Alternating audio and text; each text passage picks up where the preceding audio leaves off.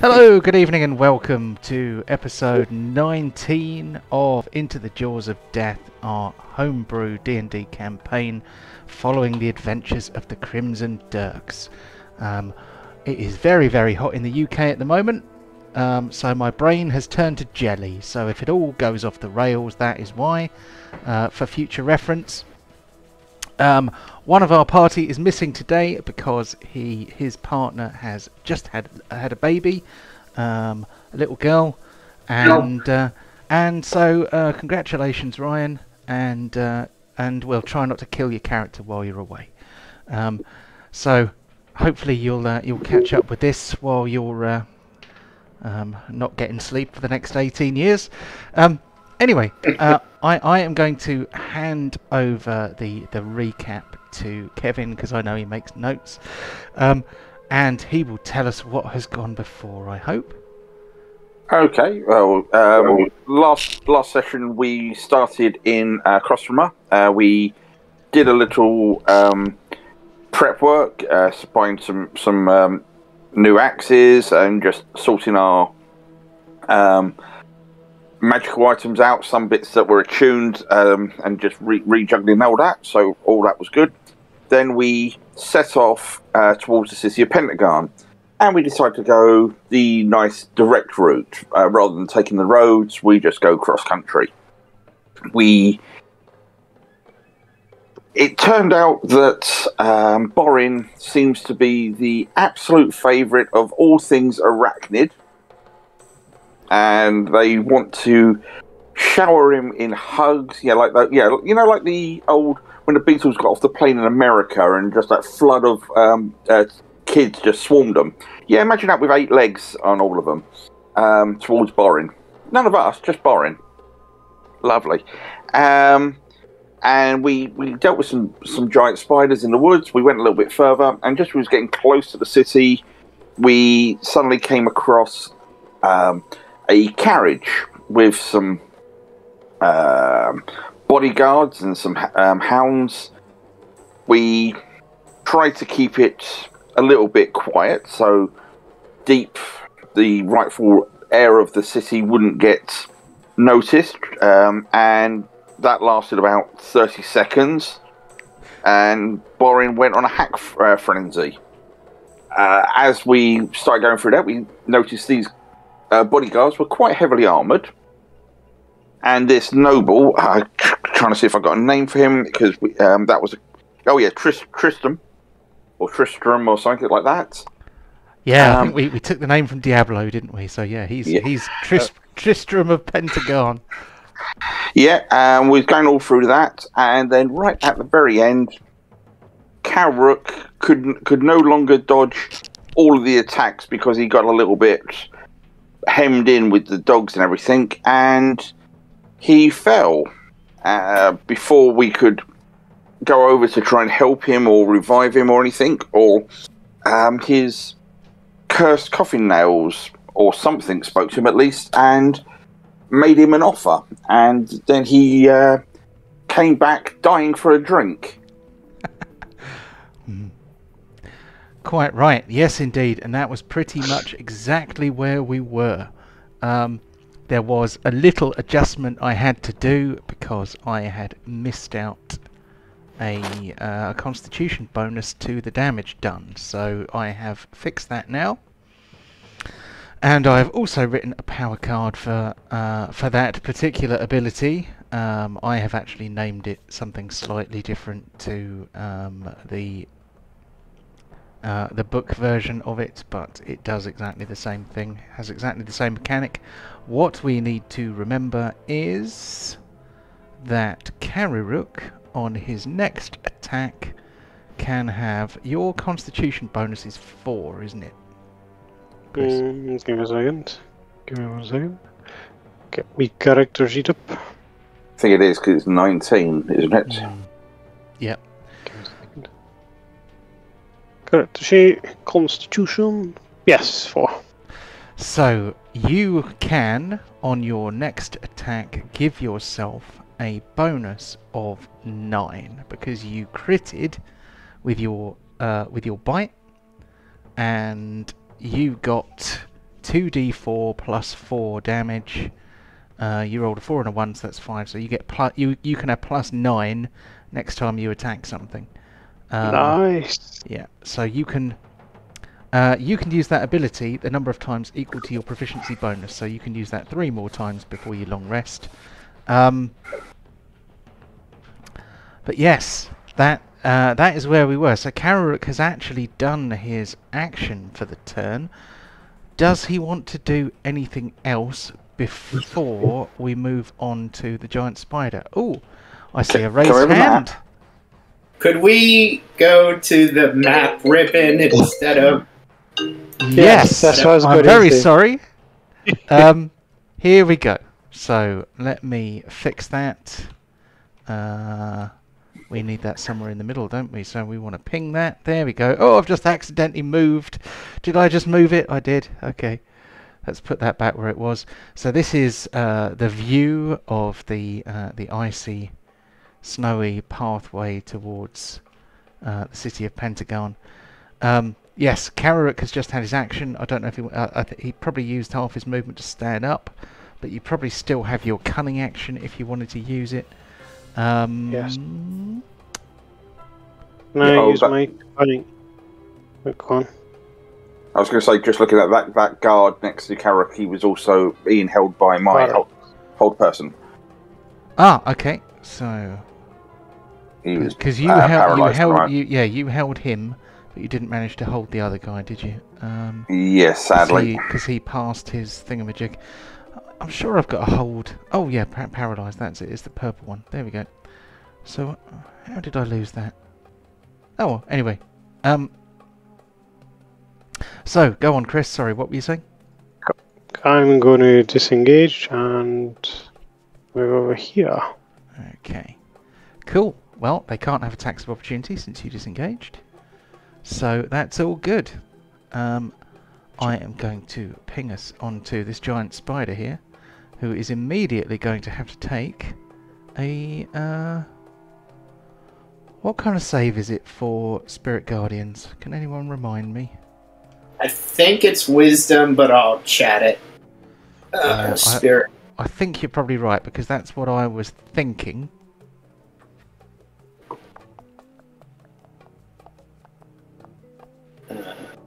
So many words. Yes, it is a wisdom save. There we go. I wish the summary they had at the top had what kind of saving throw. That'd be really useful, wouldn't it? So he tries his best, but he cannot beat your spell save DC of 17, which is massive. So he takes 14 points of damage. Wow. He is pretty badly hurt, but is still somehow clinging to life. He is going to, of course, move at half speed because he is within the area of the Spirit Guardians. But what he wants to do is go and bite Borin, because Borin is the enemy of all spiders now. So here comes a bite.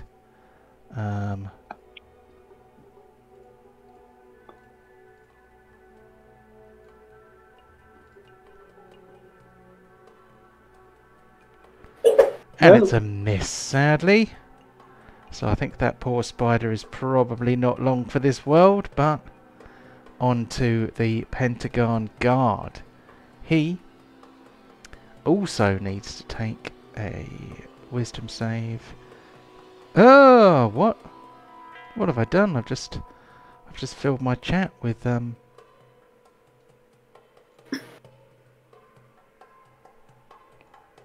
I just filled my chat with nonsense.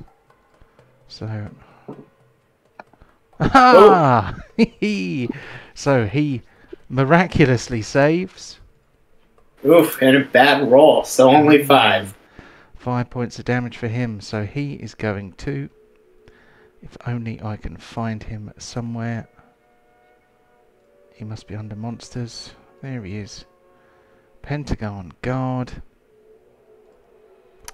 So, spear twice or light crossbow once. So he is going to try and stab deep with his spear.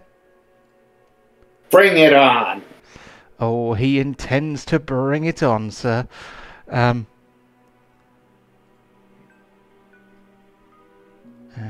he doesn't get any special bonus for that. He is...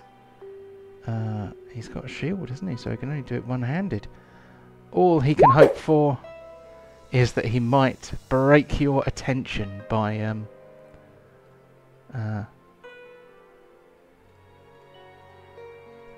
plunging his spear into you. Unlucky. I am beloved by God. Deep curiosity. I didn't know John liked you. I'm sorry, was somebody asking me a question? Yeah, I was just asking, how did you get AC 22?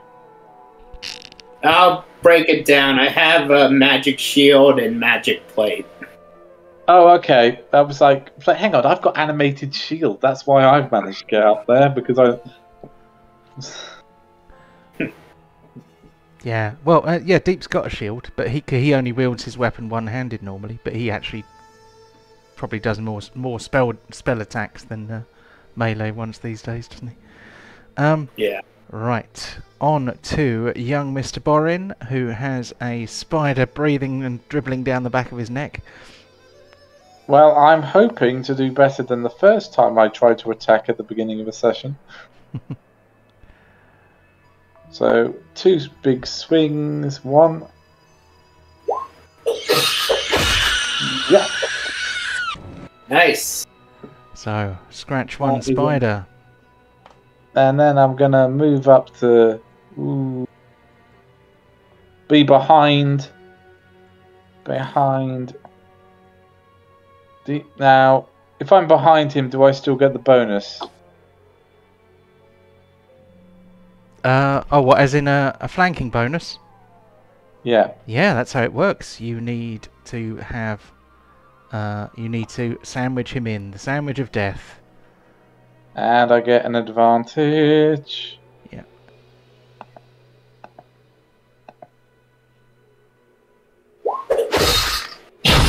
Nice. Oh, that's 2. That's 2 to my goal. Wow.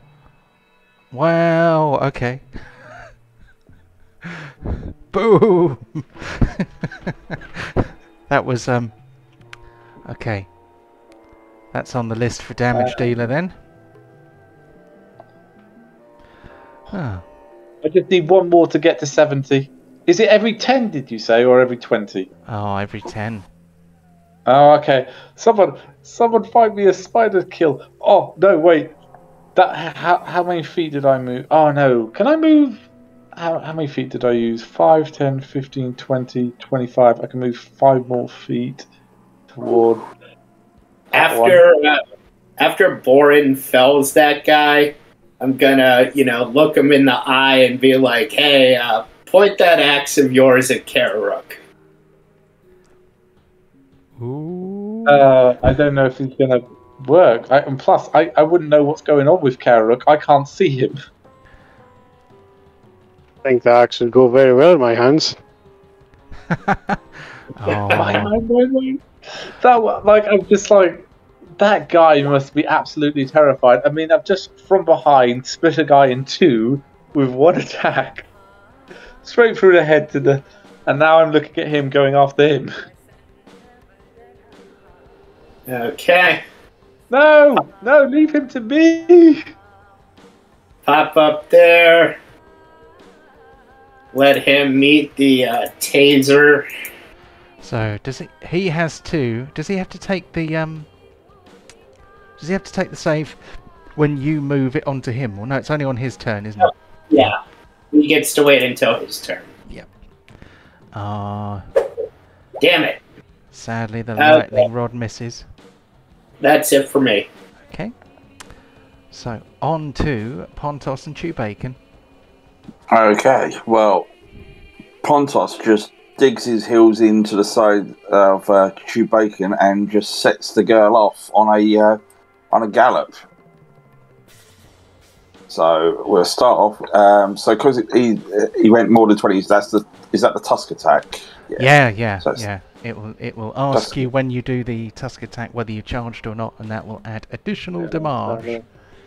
Okay, so that's where I am. Nice. Oh, so you knocked him over and you killed him. Damn it. And you just see at that point you just see Pontos just reach over into the sort of mane of Chewbacca and like, oh, good boy, and just ruffle him. Yeah, and Chewbacca, the giant with his giant now blood-stained tusks, kind of goes appreciatively. Mm-hmm. And so he's ring-a-ding. He's quite happy with that. So okay, so we have a big doggy.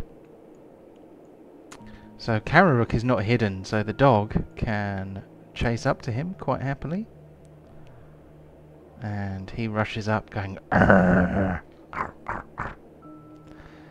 And he What did he do?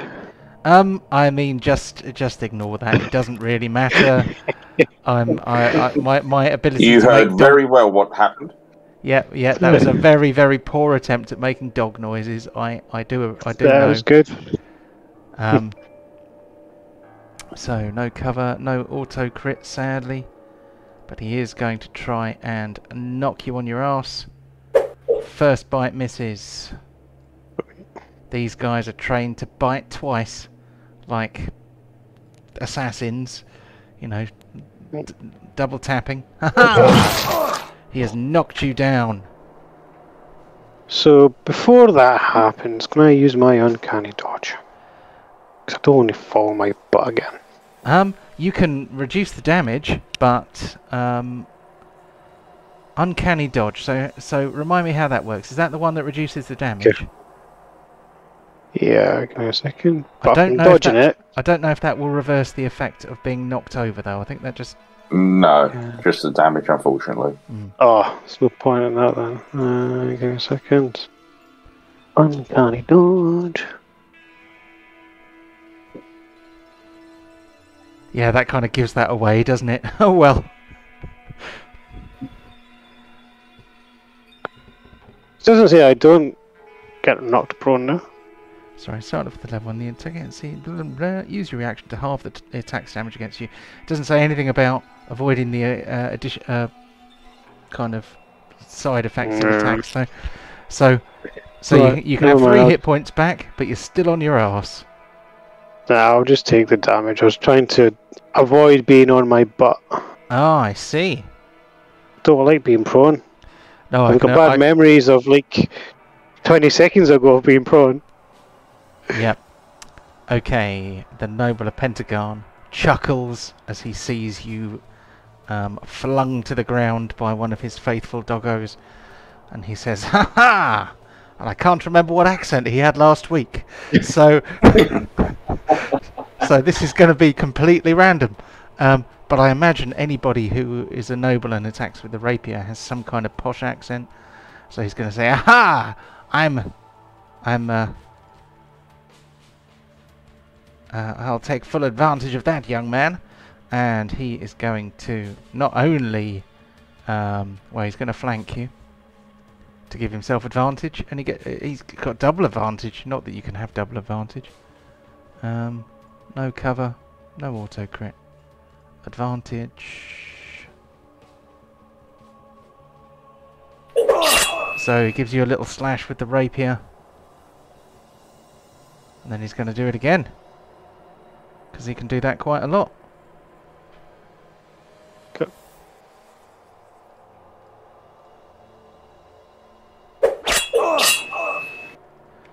And Kararuk's having a lovely time. And here comes attack number 3. Oh. I imagine you would say, like, what who? And stuff like that. What who? I don't know. I can't imagine the posh bad guy saying what who. Ow! Yeah, okay.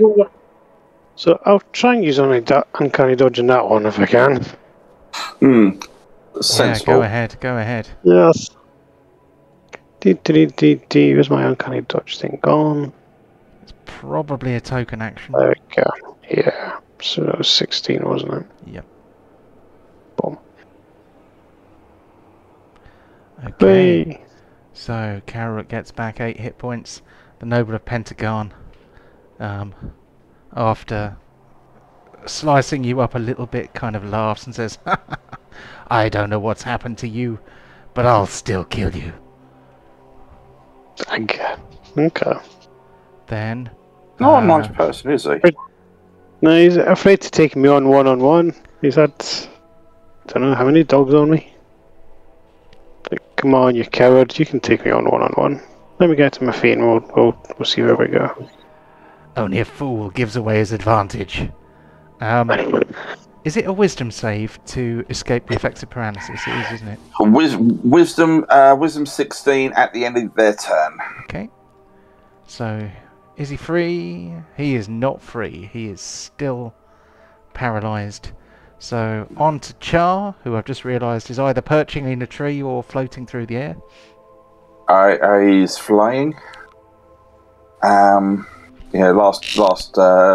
round, last week I started flying, just to get around these silly walking or growing piles of kindling.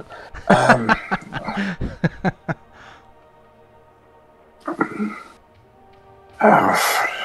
just try and help here. Okay, so he's going to sword to there, and he's just going to hold his hand out and just try and do some finger guns on this guy, because I don't really want to keep napalming everyone. I need to keep a little bit back. That was on my to-do list. It was on my to-do list to fix those things, and I didn't do it. Fix what things? Your Staff of Fireball. No, I think I did it, actually. Did I do it? I think I remember doing it. I'm not sure now. Maybe I did it, maybe I didn't. Who can say? We'll find out next time you try to fireball something. I've done a little bit there, and it's just like, Carrot, get out of there! You can't just take them all on yourself. And I'm trying to. Bloody dogs. Right.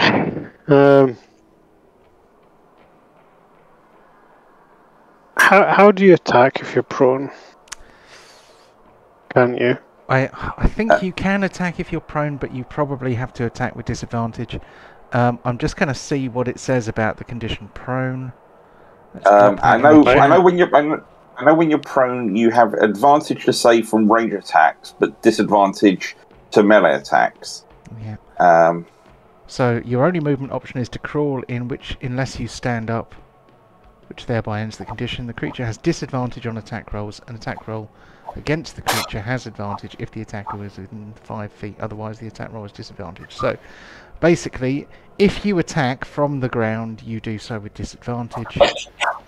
That's about it. So I've got disadvantage, but up +9 on my attack anyway. Or stand up and get it'll cancel.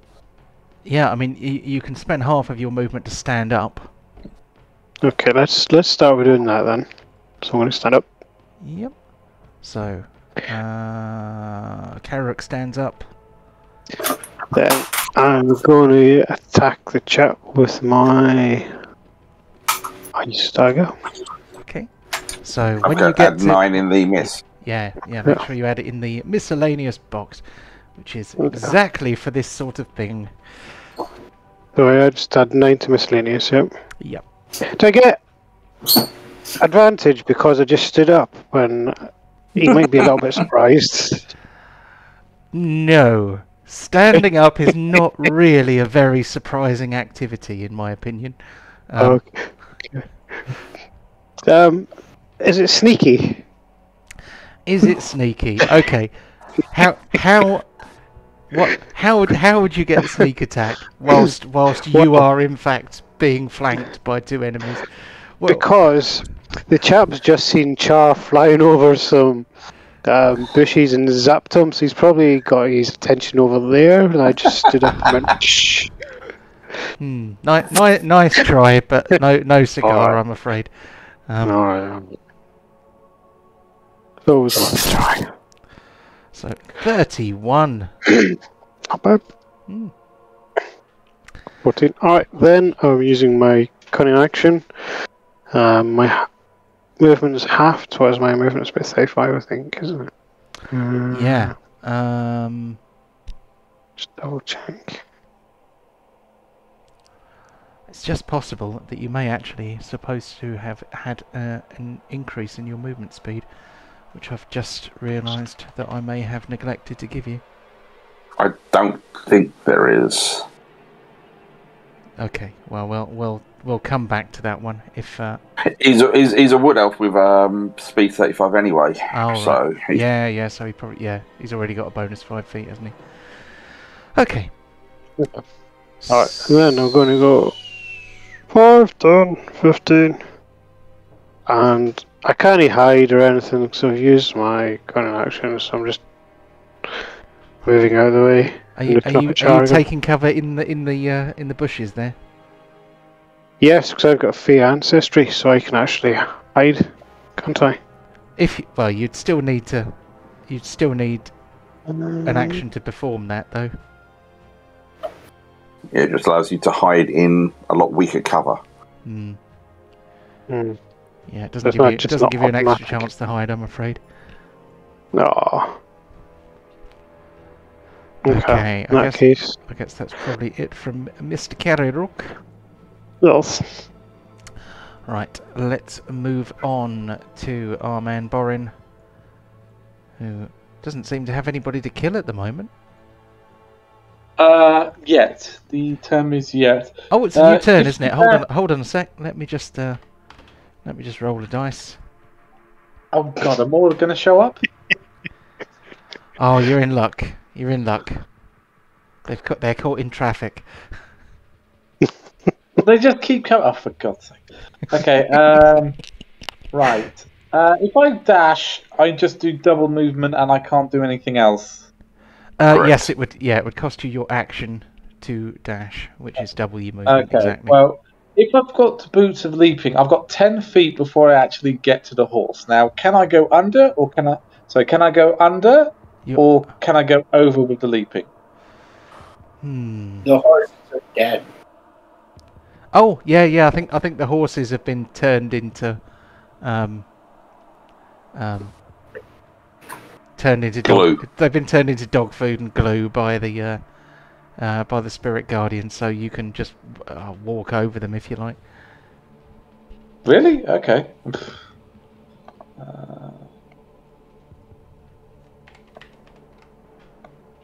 Okay. Damn it, that doesn't...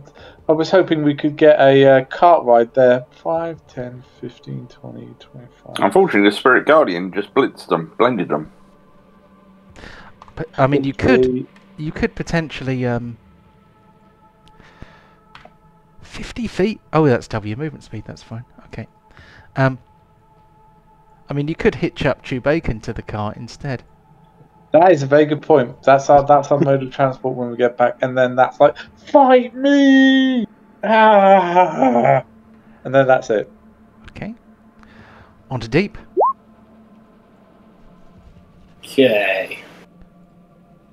So, only 5 to there. Okay, that's where people are. Ugh. Damn. Didn't get anybody under the radius, I don't think, but set up for next turn. Oh, we need to move the Spirit Guardians, don't we? Here we go. Yeah. So, You dash as well. Aha! yeah, you have got a guy in the radius. So, and Okay. I think as he's paralysed, he will probably automatically fail. I'm not sure. Oh, it's a wisdom save. I think paralysed. Oh, it's Dex save automatically fail. Ah, okay. Yeah, Borin is looking for evil. Borin has found evil. Can Can anyone else see the radar effect? Yeah. No. There's an actual radar picture I've got. Yeah, And it appears in the chat. It's so cool. Let me see. I can't see anything. Obviously it only appears for the person triggering it and me. Honestly, it's like somebody's put posted an actual a traditional sonar World War II sonar ping, and then my character's in the center, and then any character that reacts is a red dot, which means it's precisely next to me. That is so cool. Props on to John there. Yeah, I must give all thanks to Nicolivo, who is a true master of Roll20. Oh, sorry, let me just cancel that. Because he's paralysed, it'll be an auto crit if he hits. Indeed, yeah. What I'm going to do here is I'm cropping... here we go. I'm just getting that as a screenshot so that I can show it to you. I just need one more bug. One more. Pontos, please leave him alone. I just need this one. Oh. It's Chew Bacon, it's not Pontos. Right, we want the Lord alive. Oh, I don't know about that. He's been stabbing me and slashing me. He doesn't like me.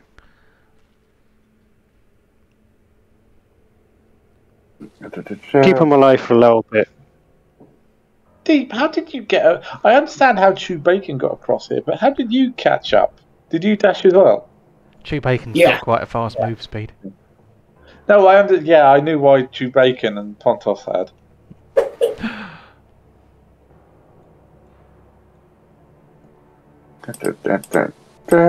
Did Pontos just dismount deliberately? Yeah. Yeah, cool. To just go over to there. Though it's not really helping him. And where is his claws? There it is. Meow. Because that was as far as Chew Bacon could go. Oh, I see. Very clever. Oh, it doesn't really help him. 3 wasted attacks. What happened? Well, I think Chew Bacon's just on a mission today because it's 2 attacks, 2 kills with him. But never mind. Chew Bacon is rarely so deadly. So the Mastiff obviously takes a look at Pontos. Yeah, the curse has been passed to a new... And what does that mean, pray tell? So the dog is going to try and bite Pontos.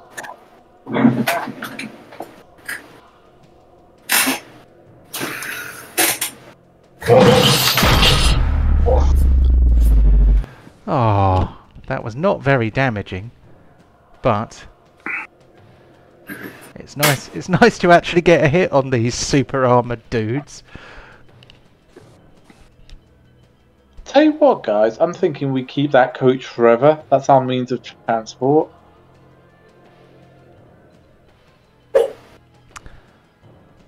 And the Noble of Pentegarn, who is... What's he going to do?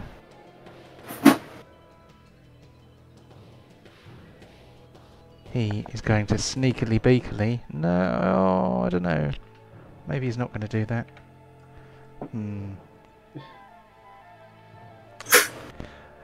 Jaws in the air.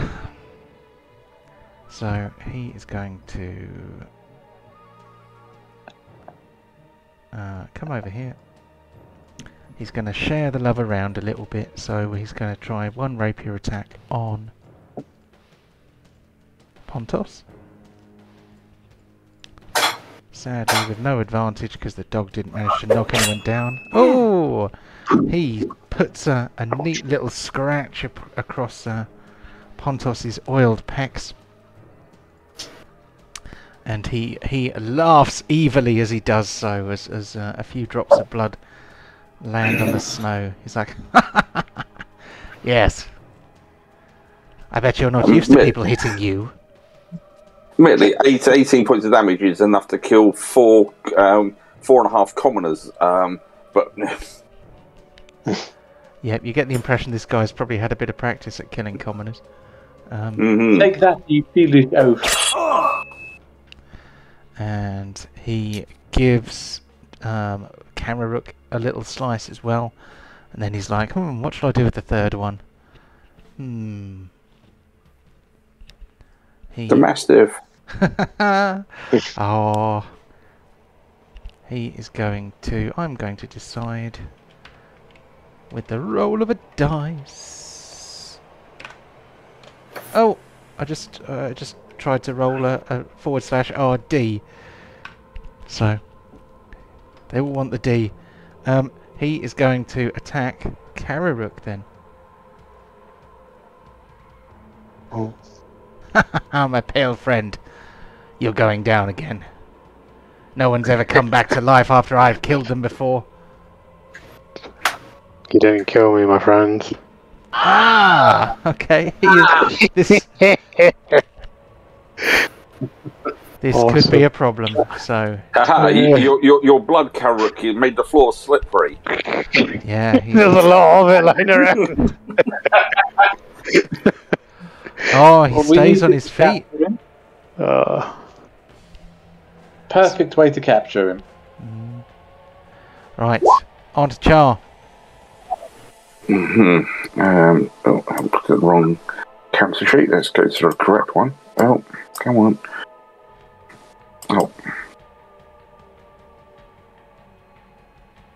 Oh, silly! I've got too many characters. I've got 2 character sheets. It's not letting me.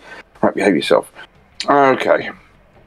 What do I do? I don't really want to do that. Okay. So you, with him, I'm going to swoop round and lower as well, and with my wand of fireball in hand, I'm just going to jab it right into the small of his back, right in like the kidney area, and give him a cattle prod. Because I haven't done that for a while, so I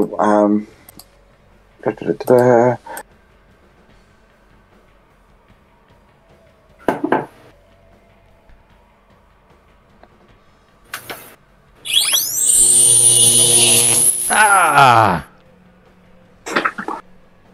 Treachery! I'm being attacked from behind! literally I've just swooped round and just with that just right in the small of his back and just zaps him. Yep, he doesn't enjoy that very much. Make him do the wiggly dance. Yeah. And I will... Cool. I'm going to leave it like that. Oh. On to Kamaruk then. So it gets interesting. Say it again? Yeah. This is where it gets... This is where it gets interesting. Ah. I can't disarm him or anything, so I don't have anything like that. So I'm going to say, put your weapons down and you may live. Who are you talking to? Put your weapons down and you may live. Actually. And with that... I'm just going to stab him then. Okay. My ace snug. That's a crit. No. So this time, I do have advantage. Yeah, you have advantage and you have sneak. Is he fire-based? He is not. He is a human. Humans are not generally fire-based. I'm fire-based. Yeah. Ah! Cool. You'll pay for that. Oh, he's gone gravelly. I don't think... He's gone into gravelly voice, man. That's normally the one I do for Drow. He's supposed to be posh voice man, not gravelly voice man. It's the heat. It's messed up the settings on my voice box. Cool. I'll say, my friend, you'd better put your weapons down, or my friends who are rapidly surrounding you are going to kill you. Well, we'll see about that. Cool. Then with my cunning action, I'm going to move over here. think the man is in major denial. You don't have to use your cunning action to do that. That's I don't want him to have an attack of opportunity or anything. You're still in his melee, right? Well, You haven't yeah. left his melee. You're still in his threat, okay. and he doesn't have a reaction anyway because Charles zapped him. Right, I'm just going to move over there then. Yeah. In fact, can I cast a spell on him then? With what? No, I can't. Nothing. Never mind. No, Yeah, alright. cunning actions have very limited uses, but they are pretty cool. See, alright, that's me. Cool. So, on to Borin, but before you do anything... For God's sake, we've heard more of them. You're in luck. One, come I'd on. have to do something, Paul. Give me one. Give me one. So, on to Borin. What's the plan? Oh, sorry. So they haven't shown up. No, no. Damn. Okay, well, they seem to have that covered. He's clearly going to surrender. The dog, Chewbacon, can just finish him off. I'm going to see what's in the... what we got in his fancy carriage. So, you go over to the carriage. In the 6 seconds that you are able to rummage in it, you notice that there are a few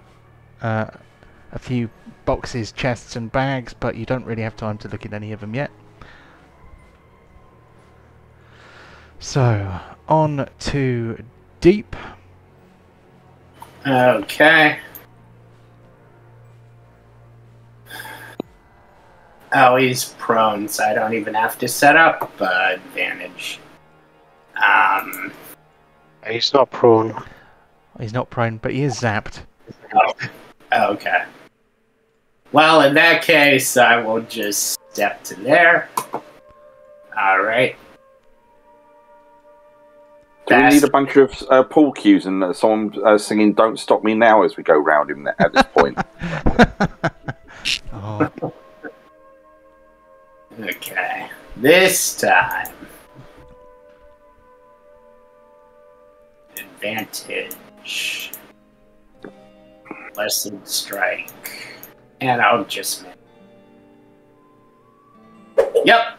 Damn it. Okay. That's it for me. Okay. On to Pontos then.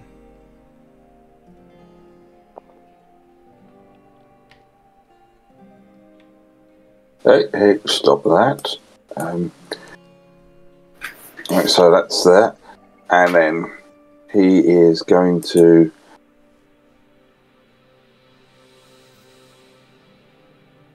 And he's going to tusk attack that dog. Poor doggy. And just do that one because I've got to give myself advantage.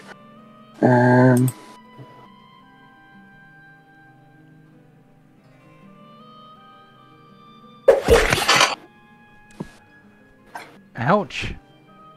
Yeah, he's doing good tonight. So, the Mastiff survives, but barely. Yeah. So, Pontos is going to swing at the dog just as an act of kindness. Okay.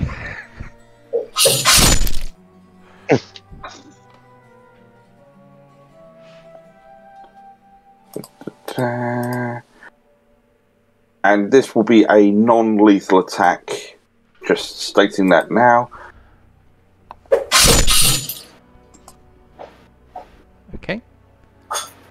I just weren't sure where he was, so I thought I'd better say it before I go any further.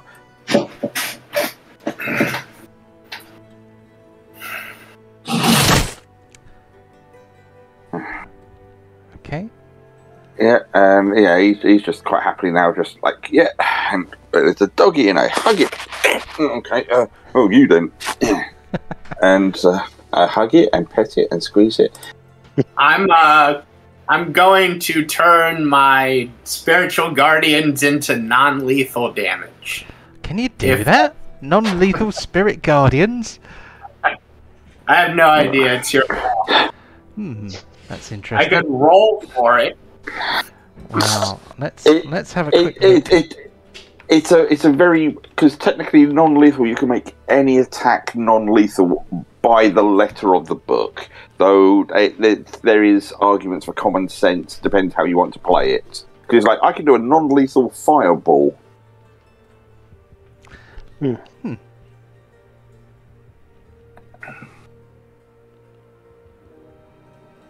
Just having a quick read. I suppose it's just like pulling your punches, basically. Yeah, but I it's when you, like I said, when you do a non-lethal fireball, it's like, how is that non-lethal if you're doing 30, 40 damage? Yeah, I'm not sure if you can do that with Spirit Guardians, but I would say any attacks that are literally in your own hands, maybe. But these are spirits that are attacking on your behalf, aren't they? Okay. Well, here's hoping it doesn't kill him. Oh dear. He failed the save. He takes 17 points of damage. He is not dead. He has great. He has his reaction back. He has 3 attacks with a rapier to work out. So, who does he think is the best way out at the moment? So, he takes a look at Char and gives him a tickle with the rapier. Define tickle. Well, take that. And let's see. I think he's going to try and go through you because you would look like the possibly the least bulky of his enemies at the moment. One fire from his hands.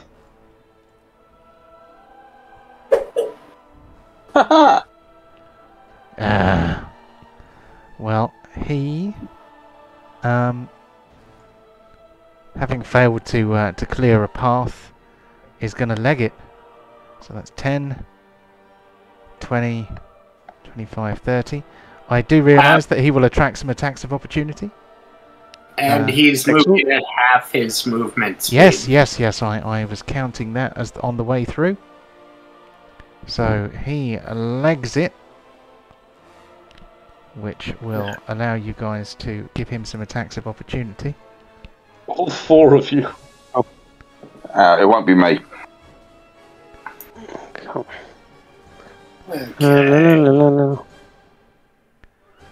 I'm sure. So is this with advantage? No, there's no advantage on it. No. Come.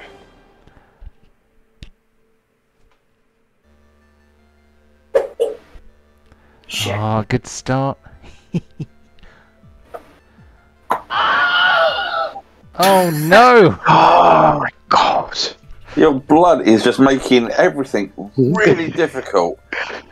Let me give you a dex save. Give me a second. Dexterity done. Noblesse standard. Should be alright. Yep. Yeah, you don't fall over. It's because you're not quite used to your new body yet. It's misbehaving a bit. And sorry, I've totally forgot. I've got Pontus, so better do him as well. Sorry, I totally blanked out on that one.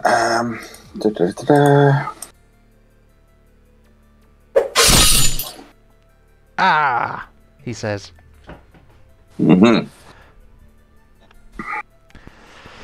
So, if Char is not going to do an attack of opportunity, then I am because he's only got his wand and he can't. He hasn't got Warcaster to do a shocking grasp as an opportunity. Cool. Okay, on to Char. Oh, no.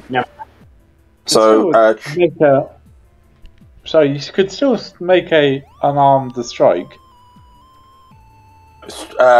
Literally, I'd have to roll maximum to break even for no damage, kind of thing. So, because 3.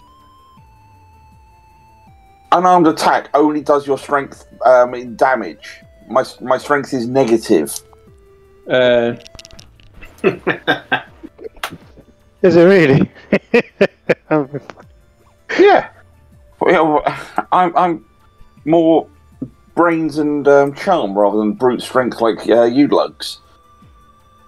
So I'm brute strength. so I'm going to take off back into the air. Oh, very topical there. Very topical. What? Sorry. Oh, in the chat. Is there an anvil around you can pick up on your way?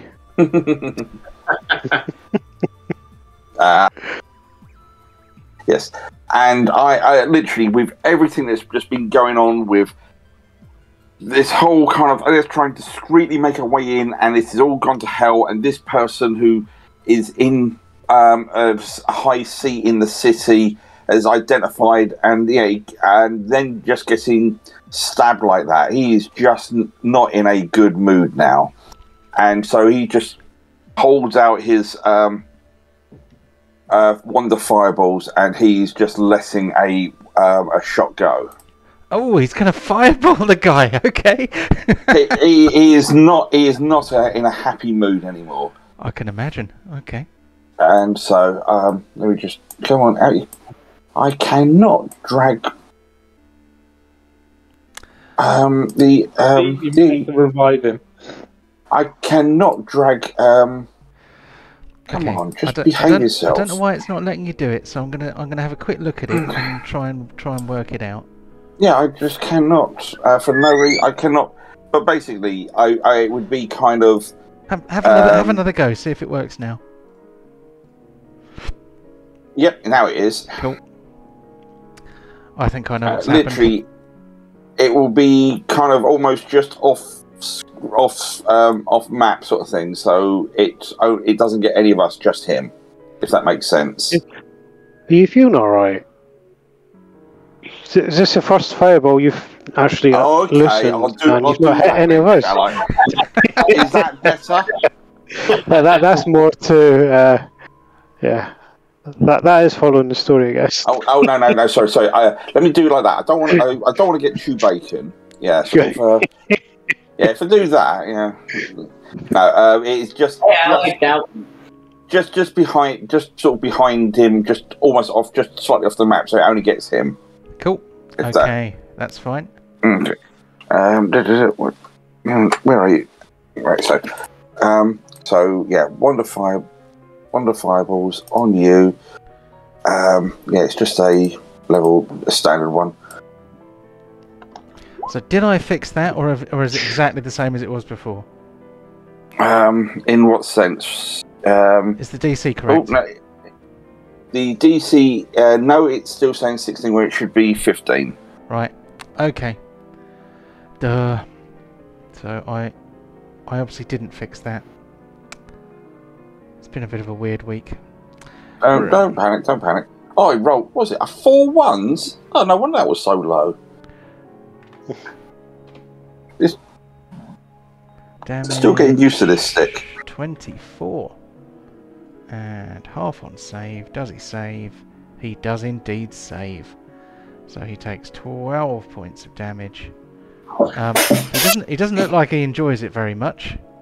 And he has to kind of beat some of the sparks out of his hair, but he is still on his feet. Yeah, and I just looked down at him with my eyes slightly glowing with this and I go, "You have been given the chance to surrender. Take it or die." And I'll leave that there. Cool. Sweet. I'm going to run down after him. I don't care if I kill him or not. I'm just going to stab him, hopefully. So no advantage, I'm afraid. Oh. So you just get your standard attack. Don't even to get a sneak attack since I ran up behind him almost. Oh! God, man. So off the try. Oh, okay. There you go. That's nice. Why is that crit not detecting? Why is it not detecting his blooded status? Right, that needs to go on the list. Okay, I don't want that there, I want that there, and then I can put it on the list. So I have to keep this snagging list, otherwise these things would not get fixed. So, complete token art refresh, fix leveling on Wander Fireball. So it's on my to-do list. It got as far as the to-do list. Fix Carry Rook's Ice Dagger. Blooded detection. And I've no idea why it isn't detecting it, and that's annoying. So, and of course, Carry-Rook is not in the dictionary, despite however many times. Learn that spelling, you. Come on.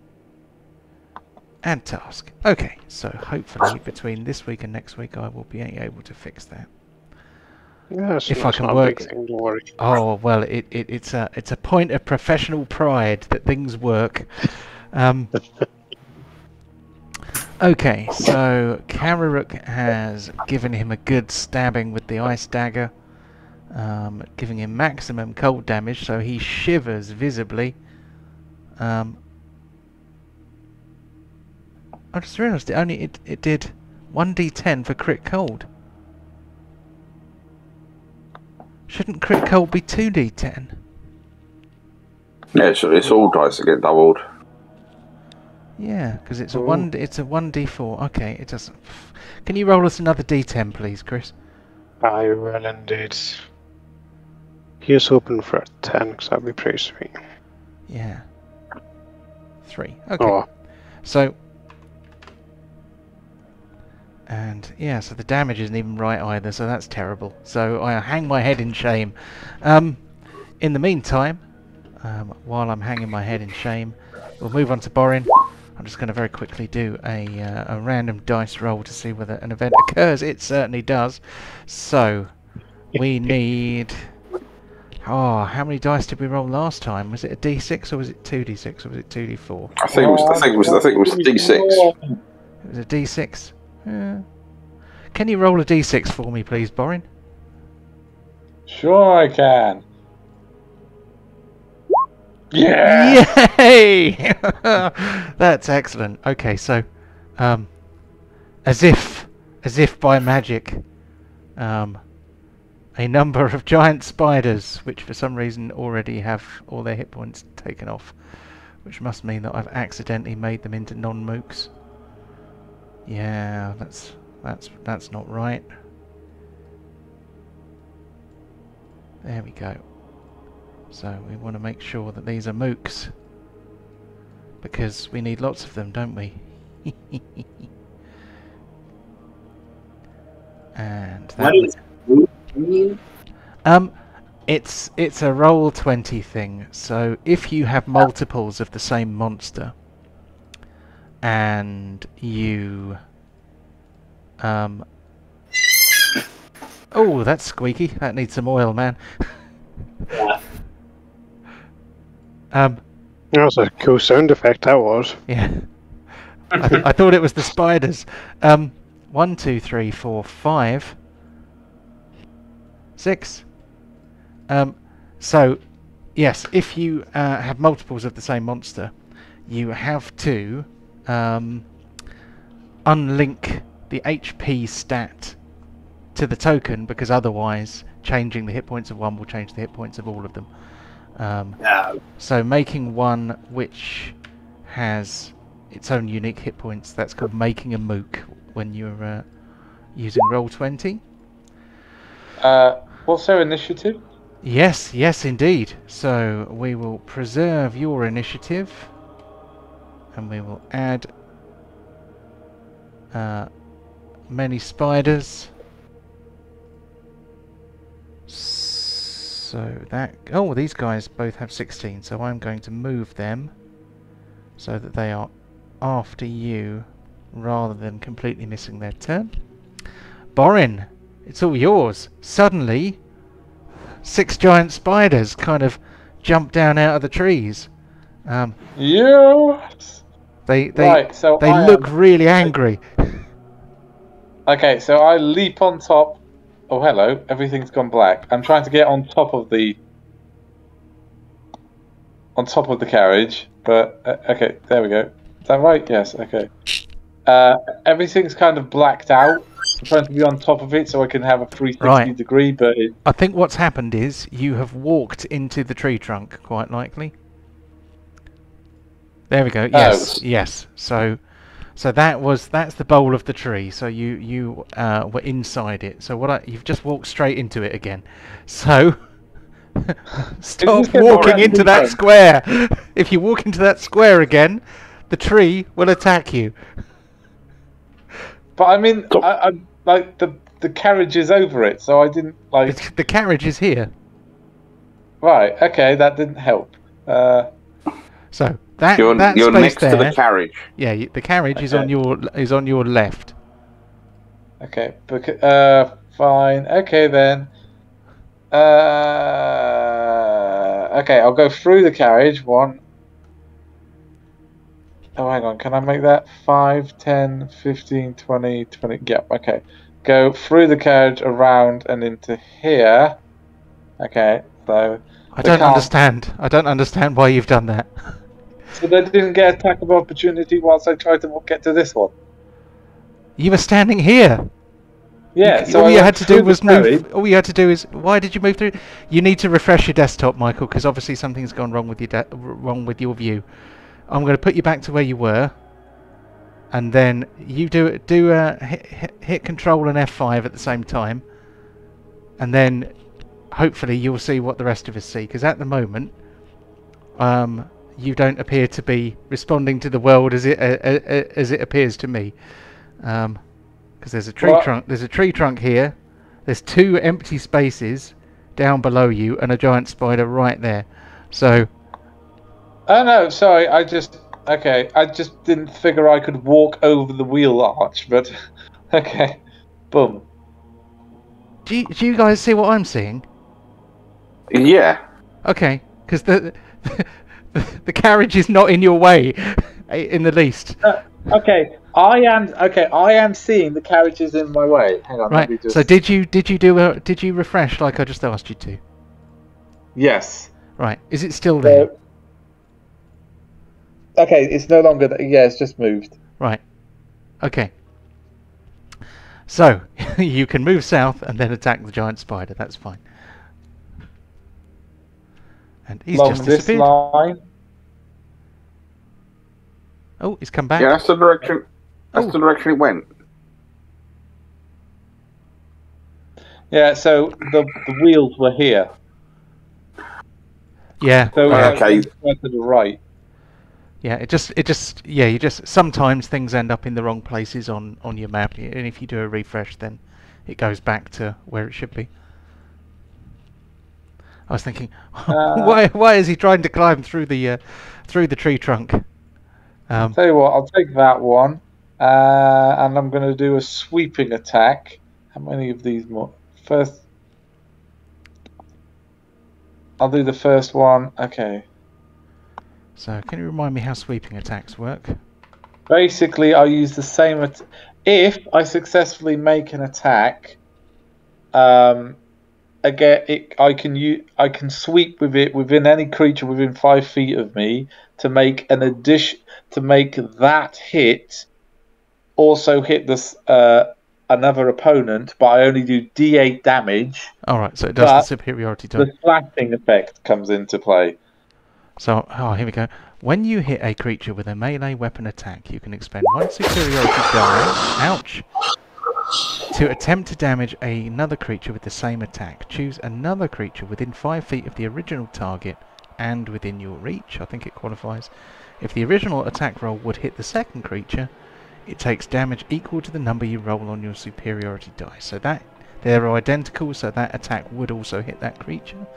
So roll us a d8. And we will apply that to the other creature.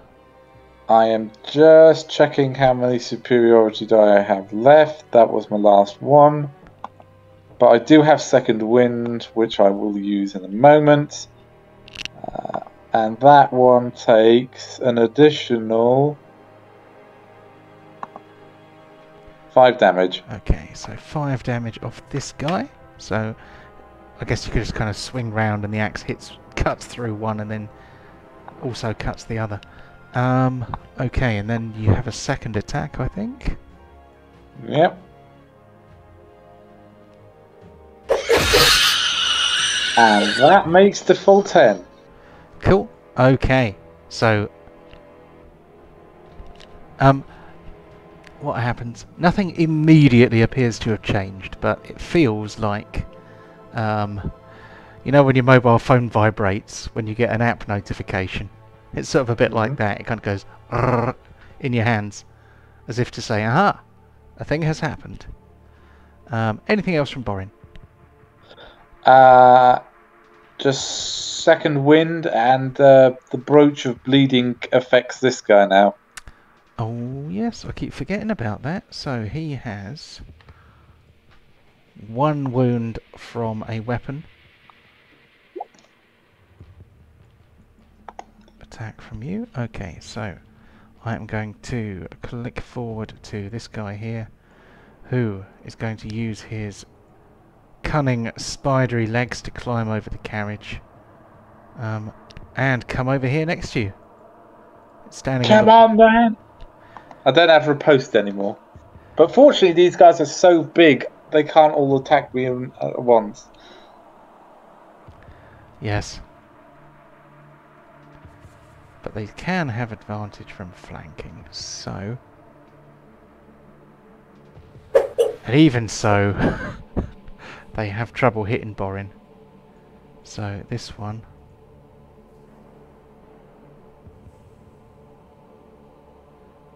is going to close in a bit. He is going to try and web you.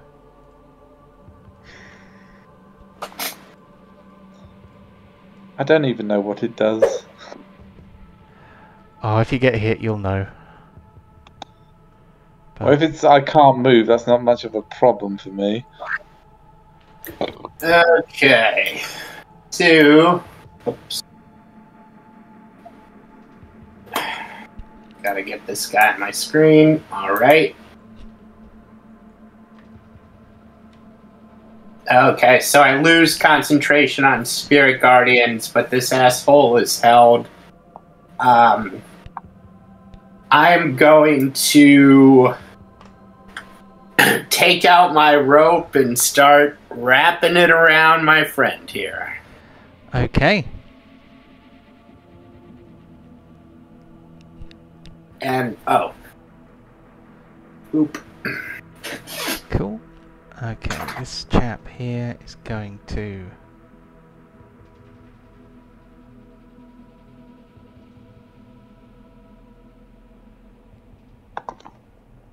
He's coming here. No, that's too far. He can't go that far. What? It's an outrage. So let's put him back where he was. He can't go that far. He is going to come down here. How fast do spiders go anyway? Maybe they do go that fast. No, they don't. They're not very quick. Okay, so he is going to try and web you.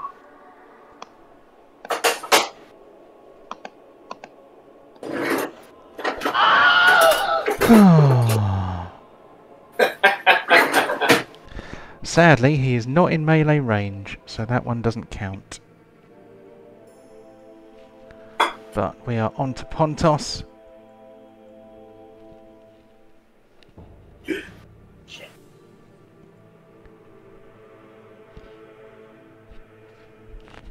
Come on, You're on mute, Kev. You're on mute as well, Kev. Sorry, I was just measuring first. And yeah, you do realise I can't keep doing that because of limited resources. So no.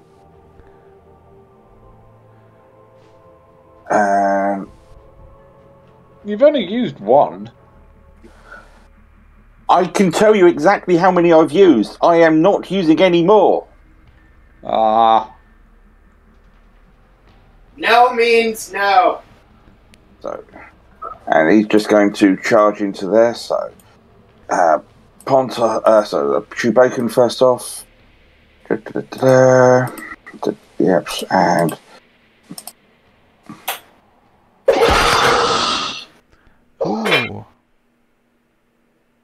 Okay, that one will probably drop dead in its own round, so maybe focus on the one down here.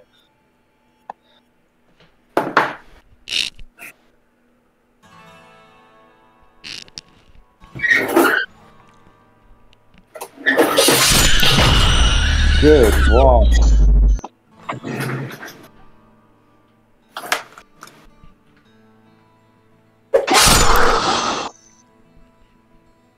Yeah, that'll drop dead. And I'm surprised it didn't drop dead on with the Tuscan than that, really. But never mind it.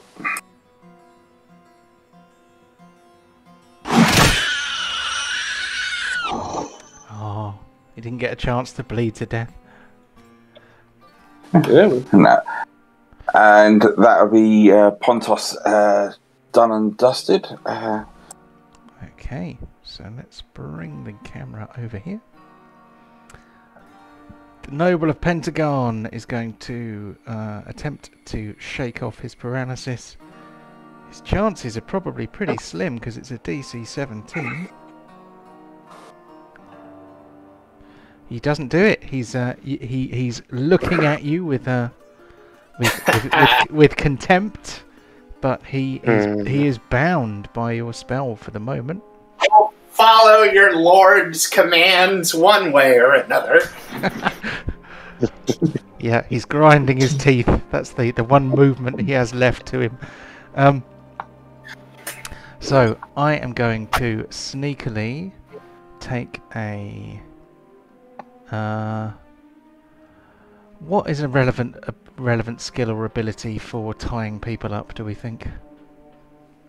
Probably sound like sleight of hands or something. Oh. Well, in that case, maybe Kararuk should take care of this. Yeah, I'll tie him up for you. What's the rules for knocking someone out then?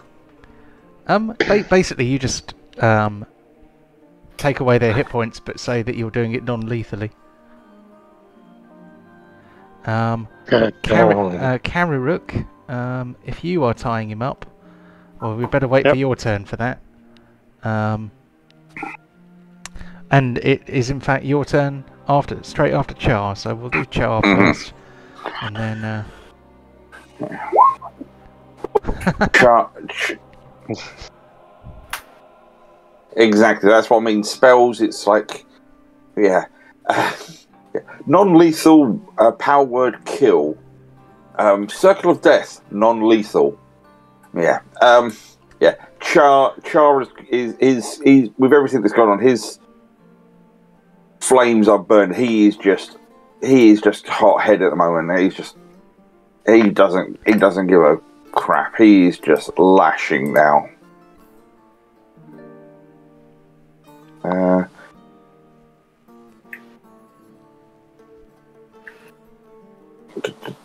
Come on, come on, dice. What are you doing? Okay. Did nothing. Oh, there it goes.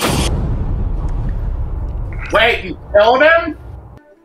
Was that non-lethal, or is he dead? No, literally. With everything that went on, and then the stabbing. He's just pissed off, and he went for it. Oh, okay.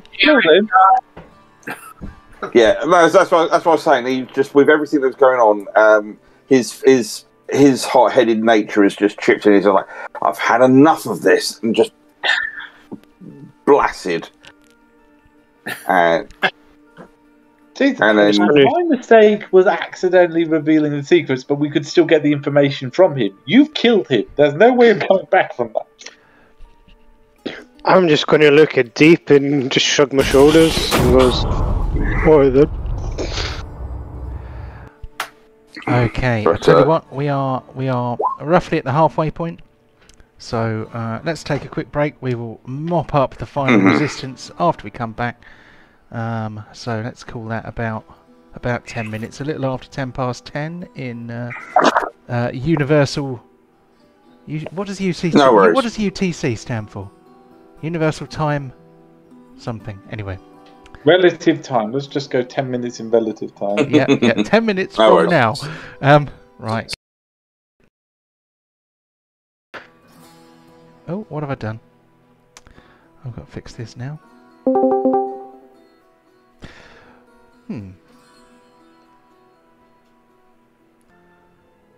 So There we go. Welcome back. Let me just quickly switch us to the other screen. And here we are. We are cooking with gas. So the DM has injured himself by hurling himself up the stairs with a cup of tea. So I've just spent 2 minutes at the break with my hand under the cold tap because I showered myself in tea. So it's going great, as they say. Did anyone else get injured during the break? Nope. Good to know. Good to know. So,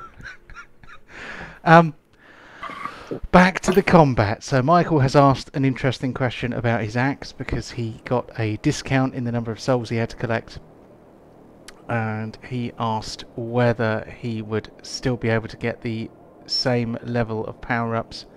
And as far as I'm concerned, a couple of those have already been bestowed on the axe. So I would say that those have already been cashed in, so to speak. But let us resume our battle. I've no idea what music's playing at the moment. No, still no clue.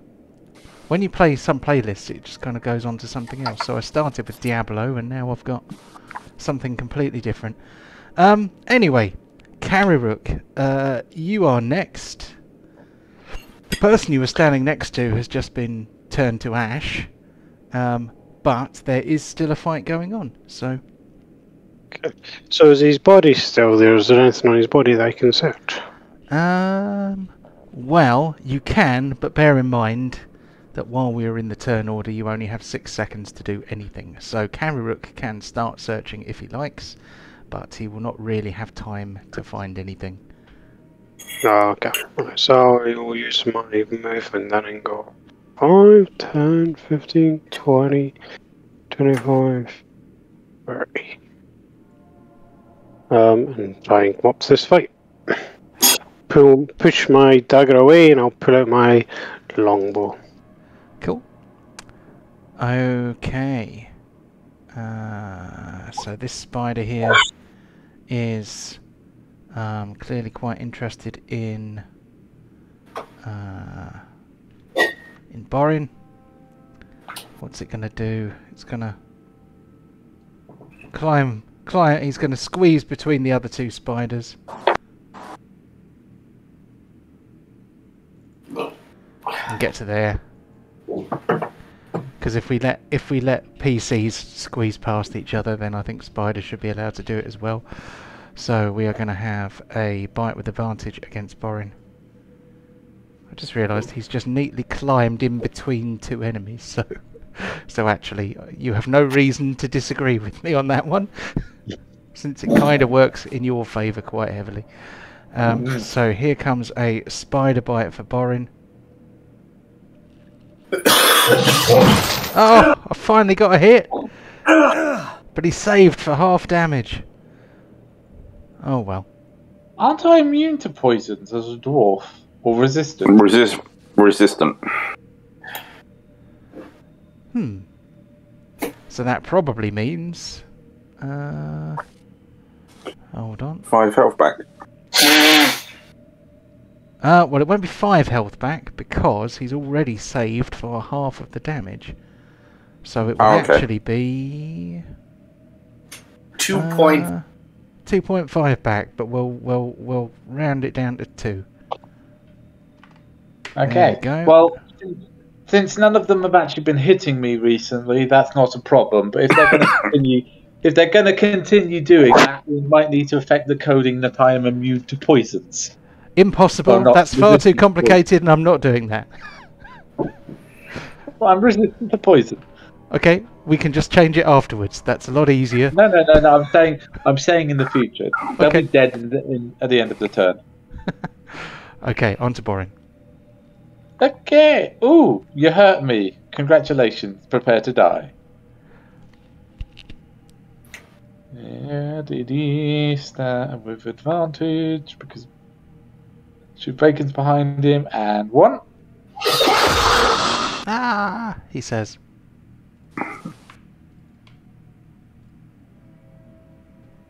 And advantage again. 2. Oh, It's gone pink. He's holding on. Mm-hmm.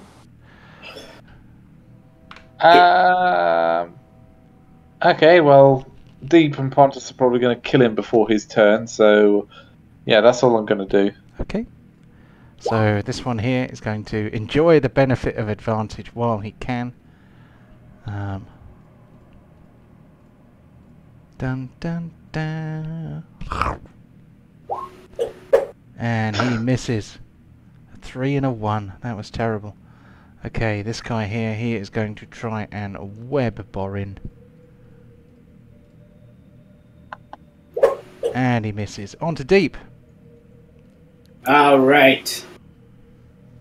Gonna cast my eyes down at the dead noble and just say, really picked a fine crew to come home with.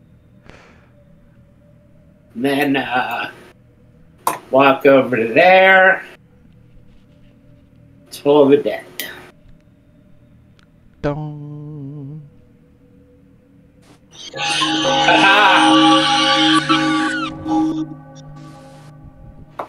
Hell yes. Alright, that's it for me.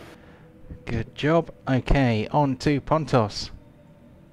Okay, so first things first, the mighty True Bacon will try and gore this guy.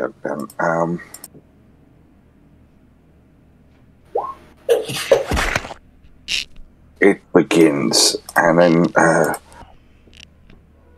Pontos can bring home the bacon. Oh, terrible jokes are plenty. We already had to.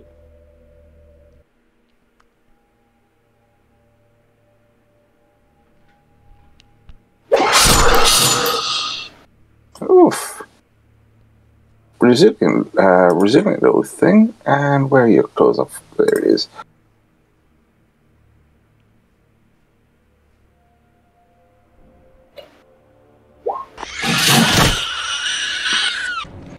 And then you're just going to counter move round to there.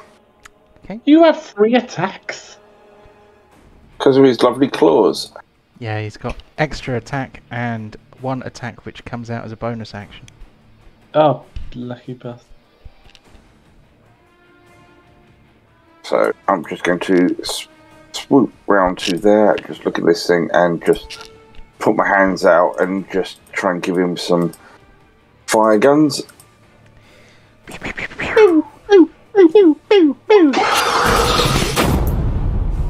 Oh, was that max damage? I think that was max damage. Can't complain with that. And let's try another one.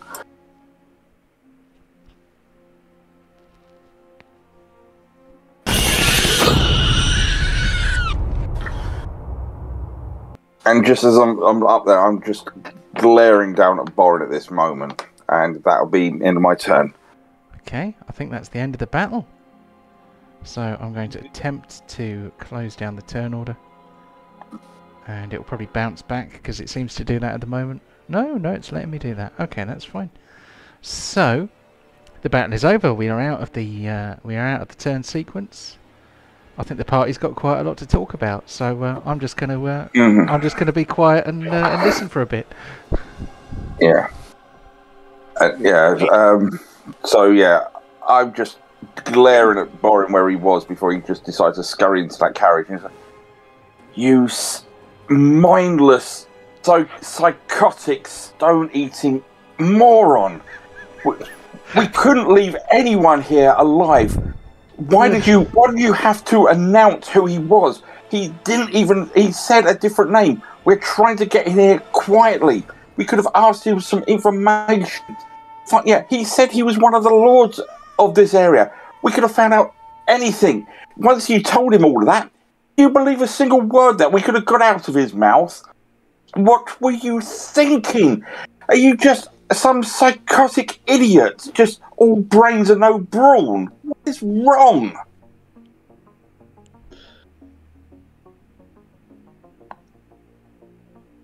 I'm searching a body when this happens, and I can hear it, and I'm like, alrighty. Okay. My apology, my friend. This axe is having effects on me that I was not fully focused on the task at hand. Hopefully, I will be able to manage it more in the future. We could have asked him, but I shall point out, we could have asked him questions as our prisoner, not as a dead body. Do you think someone like him, if once he knew who Deep was, that he's to get into that sort of position, those kind of politicians, that is a game for them. They will just lie and spin, and before you know it, we'll be walking into a spider nest worse than what you seem to be summoning at the moment. It's just nothing but you're saying you can't control that axe, so you've now agreed into a pact where this thing is controlling you. Yeah. I was trying to get out of that pact, thank you very much. You agreed on it when you took when you first went to the City of Brass. You never asked any knowledge. And now you then furthered the pact, and now you're saying you can't control yourself, where you just lashed out. We need... John, while they're bickering, I'm going to walk over to Kararuk and say, do you need some healing, my friend? Would yes, please. I think I've been beaten up quite a bit, I think.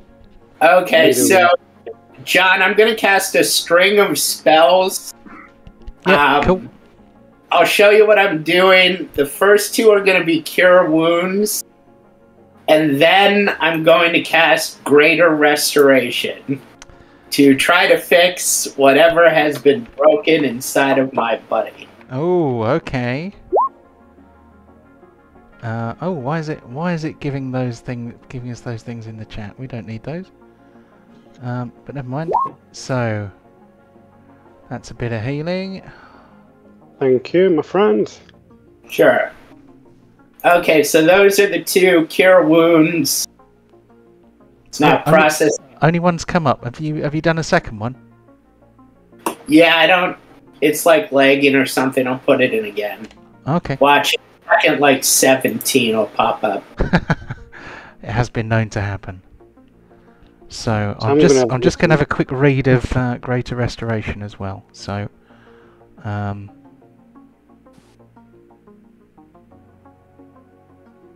primarily gets rid of status conditions and like curses and things like that.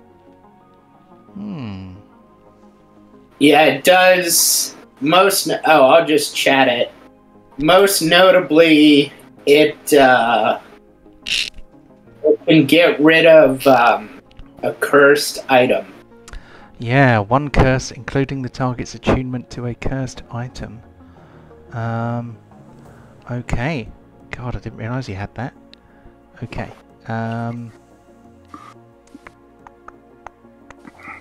So, I need to do a bit of whispering. Cool. So, keep talking. I think we've got a bit of a pitched battle. Yeah. This nice shiny rapier as well. Yeah. I didn't want to interrupt anyone, so I typed in my response to Char. Yeah. That's good. No, you can talk about it. You have to go out and open my friends. No, I'm just like the Char. Look, I don't. Just as you would not allow an insult to your lord, I could not allow an insult to my kind's royalty. At that point, he hadn't said anything. He was actually Deep had actually said something to demean himself, and that guy was defending it because of the amount of dwarves in the town. We a little bit of if he's a snot-nosed noble who doesn't know left from right unless a servant tells him, we could have just got round that. We just needed to be a little bit delicate. We still got to try and make our way in. Yeah, fortunately, Deep knows a few entrances, but we just it was yeah, I'm not saying you didn't have to kill him, but at least get the information first. But once the leak was there, we had to do all we could just to stem it. And what is it with these spiders? How do they know who you are? What have you done to them? I don't know that this like I have no idea either. I just like this is why I try not make deals with the devils, and then I just slam the carriage door so I can't so no more of them actually get in. Stomp on the ones that are inside the carriage, and now just start rummaging around inside the carriage. If they keep this going when we're trying to sneak around the city, that's going to attract so much attention. I'll wind out the window. So let's get out of the woods then. Wind up the window again. What do I find inside the carriage? Like I'm checking if there's anything under the spiders. Huge spiders. I quite like being in the woods. Thank you. Oh, and whilst we're on the subject of strange things happening to people, what the heck just happened to him? And I point at Kararuk. What do you mean? Dude, I think you were dead at one point. Yeah, it was but a scratch, my friend. A butt scratch? I can't say any more than that because I didn't witness anything. It was out of my view. I don't know if anyone else saw it. I saw the noble for a moment strike you down, but I wasn't sure if it was either him or the dog pouncing on you. But you got back to your feet quite quickly, Karuk. But you do take a fair number of blows from him. Yeah, it was quite painful, but you know, I think you got here just in time. Deep, I'm going to say that you attempt to cast Greater Restoration, but the spell does not go off. It does not find a curse to undo. Okay. Okay. And you know that fits in with the tokens because the Cure Wound spells don't work either. Oh, did that second one not pop up?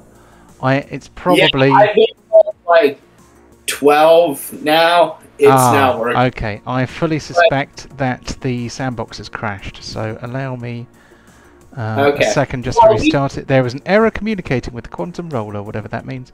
So sometimes when you click through them a bit fast, it just kind of crashes the sandbox. The sandbox is the thing that the APIs live in. Oh, and those popped up again. Okay, give it another go, and it will probably work this time.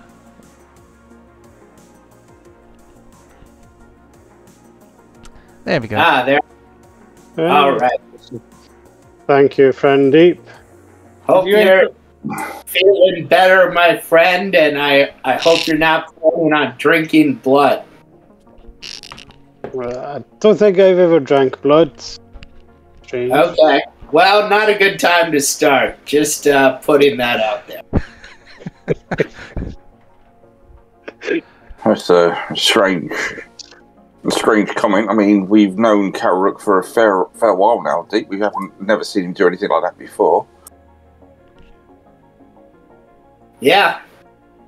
I don't know. Maybe this dark land is just bringing out the worst in all of us. Or the best. I'm sorry, he's all the way in the corner of the map. I have no idea if Deep's back with us yet or Kararuk's back with us yet. I can't talk to them. They're not far away. Okay. So, Kararuk, did you see what I dropped in the chat about the Noble's gear? Yeah, the shiny plate and the shiny rapier. Yep. So you can pick those things up if you want. Yes, please. I'm going to say that because the Noble was killed by a fire-laden attack, that his body has been mostly burned away. So, and most of his clothes. So what remains is his rather shiny half plate. So he was wearing half plate, which is very shiny, and he has a rapier, which is likewise very shiny. And the armour smells of bacon. I'm going to bring them both up to Char and say, hey, my friends, these items seem shinier than they should be. What Well,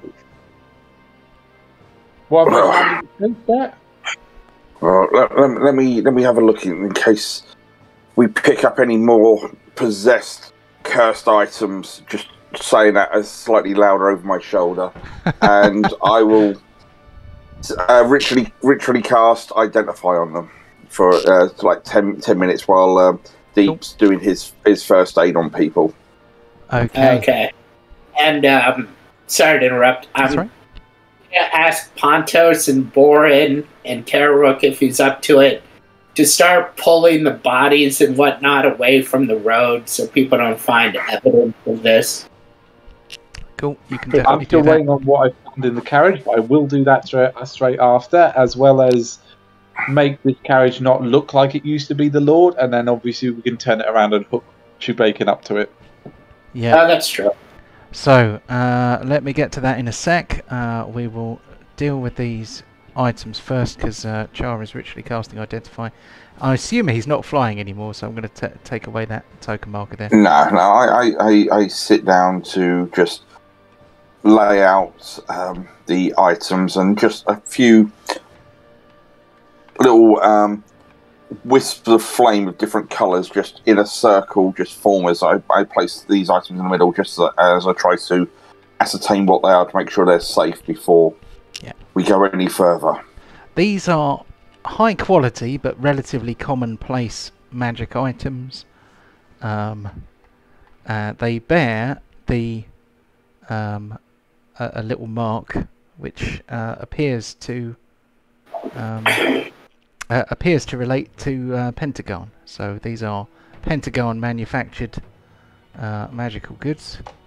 There is a half plate armor suit +1 and a rapier +1. I don't know if either of those will really be of any use to you, but you can certainly take them. The guards were all wearing plate mail, I seem to think. So let me tell you what they had. They all had spears and plate mail and shields. So I think that anybody who could possibly want plate mail in the party has probably got it by now, but if for any reason you want to nick any of their armour, you can do that. Do any of them have cloaks or such like to keep them protected in this wintry weather? Yes, I would say that they had cloaks. Kararuk, how do you think about a little bit of subterfuge with these? Also, they have full face helmets as well, so you can cover your faces if you wish to. They're like the hinged ones. I think it's a very good idea. Shall we gather up the equipment, stick it into the carriage, cover it with some whatever we can, and I'll make sure one of the cloaks fit me. Well, me and Deep should probably hide in the carriage to not draw attention to ourselves, because we're dwarves and probably they'll be keeping an eye out for those. But we're in a dwarven country, so you should be alright. Well, didn't the Lord say he was didn't see that it was uncommon for them to be around here or something? No. He even said about how the former Pentegarn clan used to rule here. I think the dwarves as such are fine as long as we keep our heads at this point. But these, I know these may not be as high quality as what you have got, but I think possibly having the option of at least the helm to keep our identity hidden might be beneficial, I'll just take one of the cloaks for myself rather than weigh myself down with the heavy armour. Yeah, okay. So I am just going to very quickly come up with a version of the cart which doesn't have 4 horses stuck to it. So, will a cart being pulled by a pig not... I mean, I could attract a bit of attention. that's That's certainly why good. I said making sure it doesn't look like the Lord's cart. So take off all the frills, the spills, and like all the anything that looks like it doesn't mind if you accidentally scrap or scrape something to get the paint off, because we need it to look crappy. There is It doesn't look like any ordinary carriage. So all the paint, all the tassels, just make it look like a normal carriage. as much as we can, yeah. Yeah. Rub some dirt into it. But yeah, what's it? Can I finally find out what's inside? Yeah, give me a second. Sorry, many things all happening at once. I will get to it. Oh. I know you are eager. Right, just hit in overwrite buggy, no horses.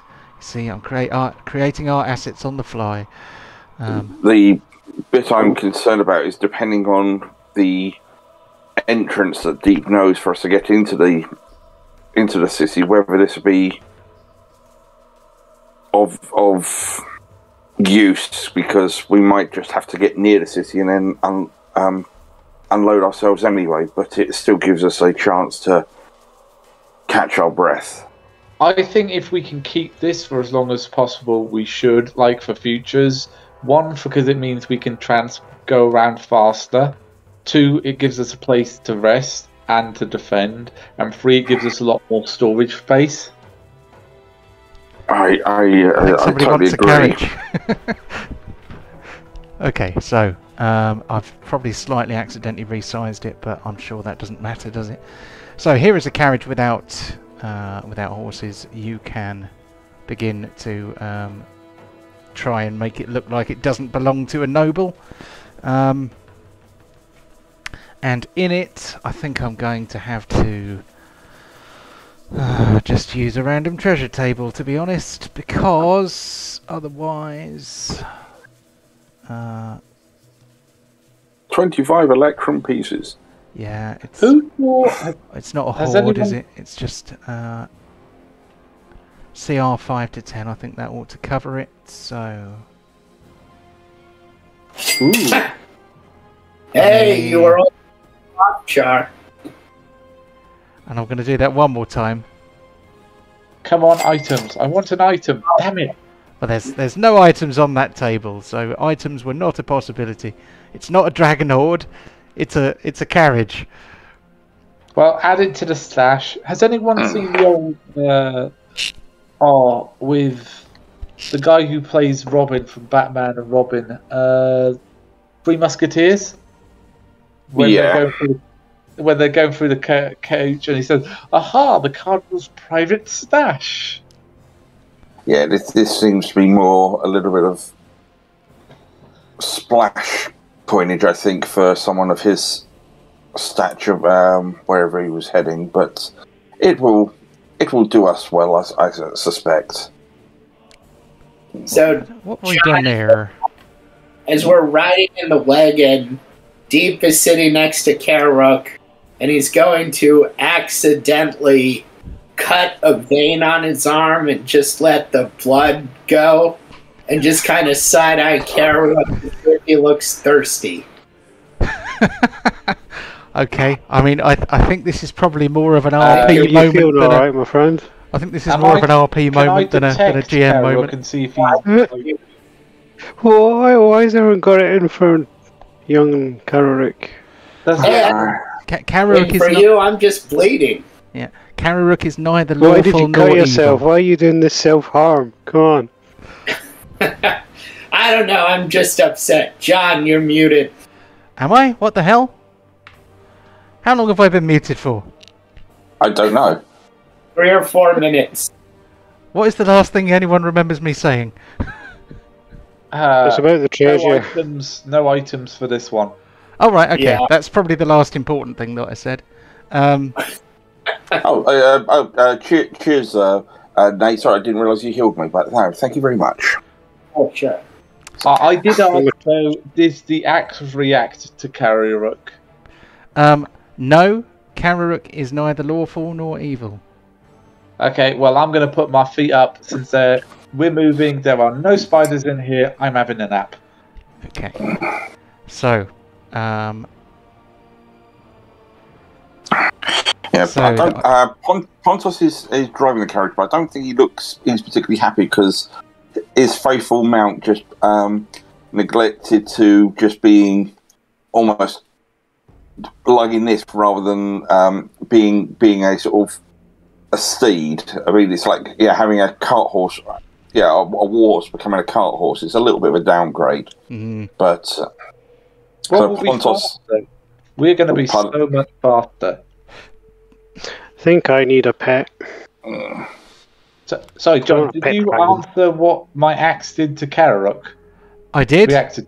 I can say it a third time if you like. Sorry, I did nothing. Neither evil nor lawful. Yeah, Kararuk is neither lawful nor evil. If he had been either lawful or evil, your axe would have detected it. Okay. But he is neither. Can I tell you first? I was going to ask, can I tell what's happened to my axe in the meantime? So, give me a minute. I have decided what has happened to your axe, but I'm not entirely sure how to implement that. So, it may not immediately become apparent. You may need to sit with it for a bit and see if it does anything. In the meantime, you begin to approach the city of Pentegarn. The city of Pentegarn is not a walled city. It is a city sprawled at the base of a mountain. So I am slightly worried that I may have led you astray by talking about secret entrances. The city is pretty much at the bottom of the mountain, and but there are secret entrances into the mountain itself. So I hope I haven't contradicted myself there. But in my head canon, the city is just kind of sprawled at the base of this mountain. So I am going to actually take you to my new map. Ooh. And I'm slightly worried that you won't be able to see anything because you don't have any eyes on it. But maybe it will work. Oh, hello. Oh, pretty. So I It's need blurry. to. Is it blurry? It probably hasn't rezzed up on your screen yet. Then. It's all good. So what I need to do is zoom out a little bit so that you can actually see a bit more of it. Someone's been playing Command and Conquer.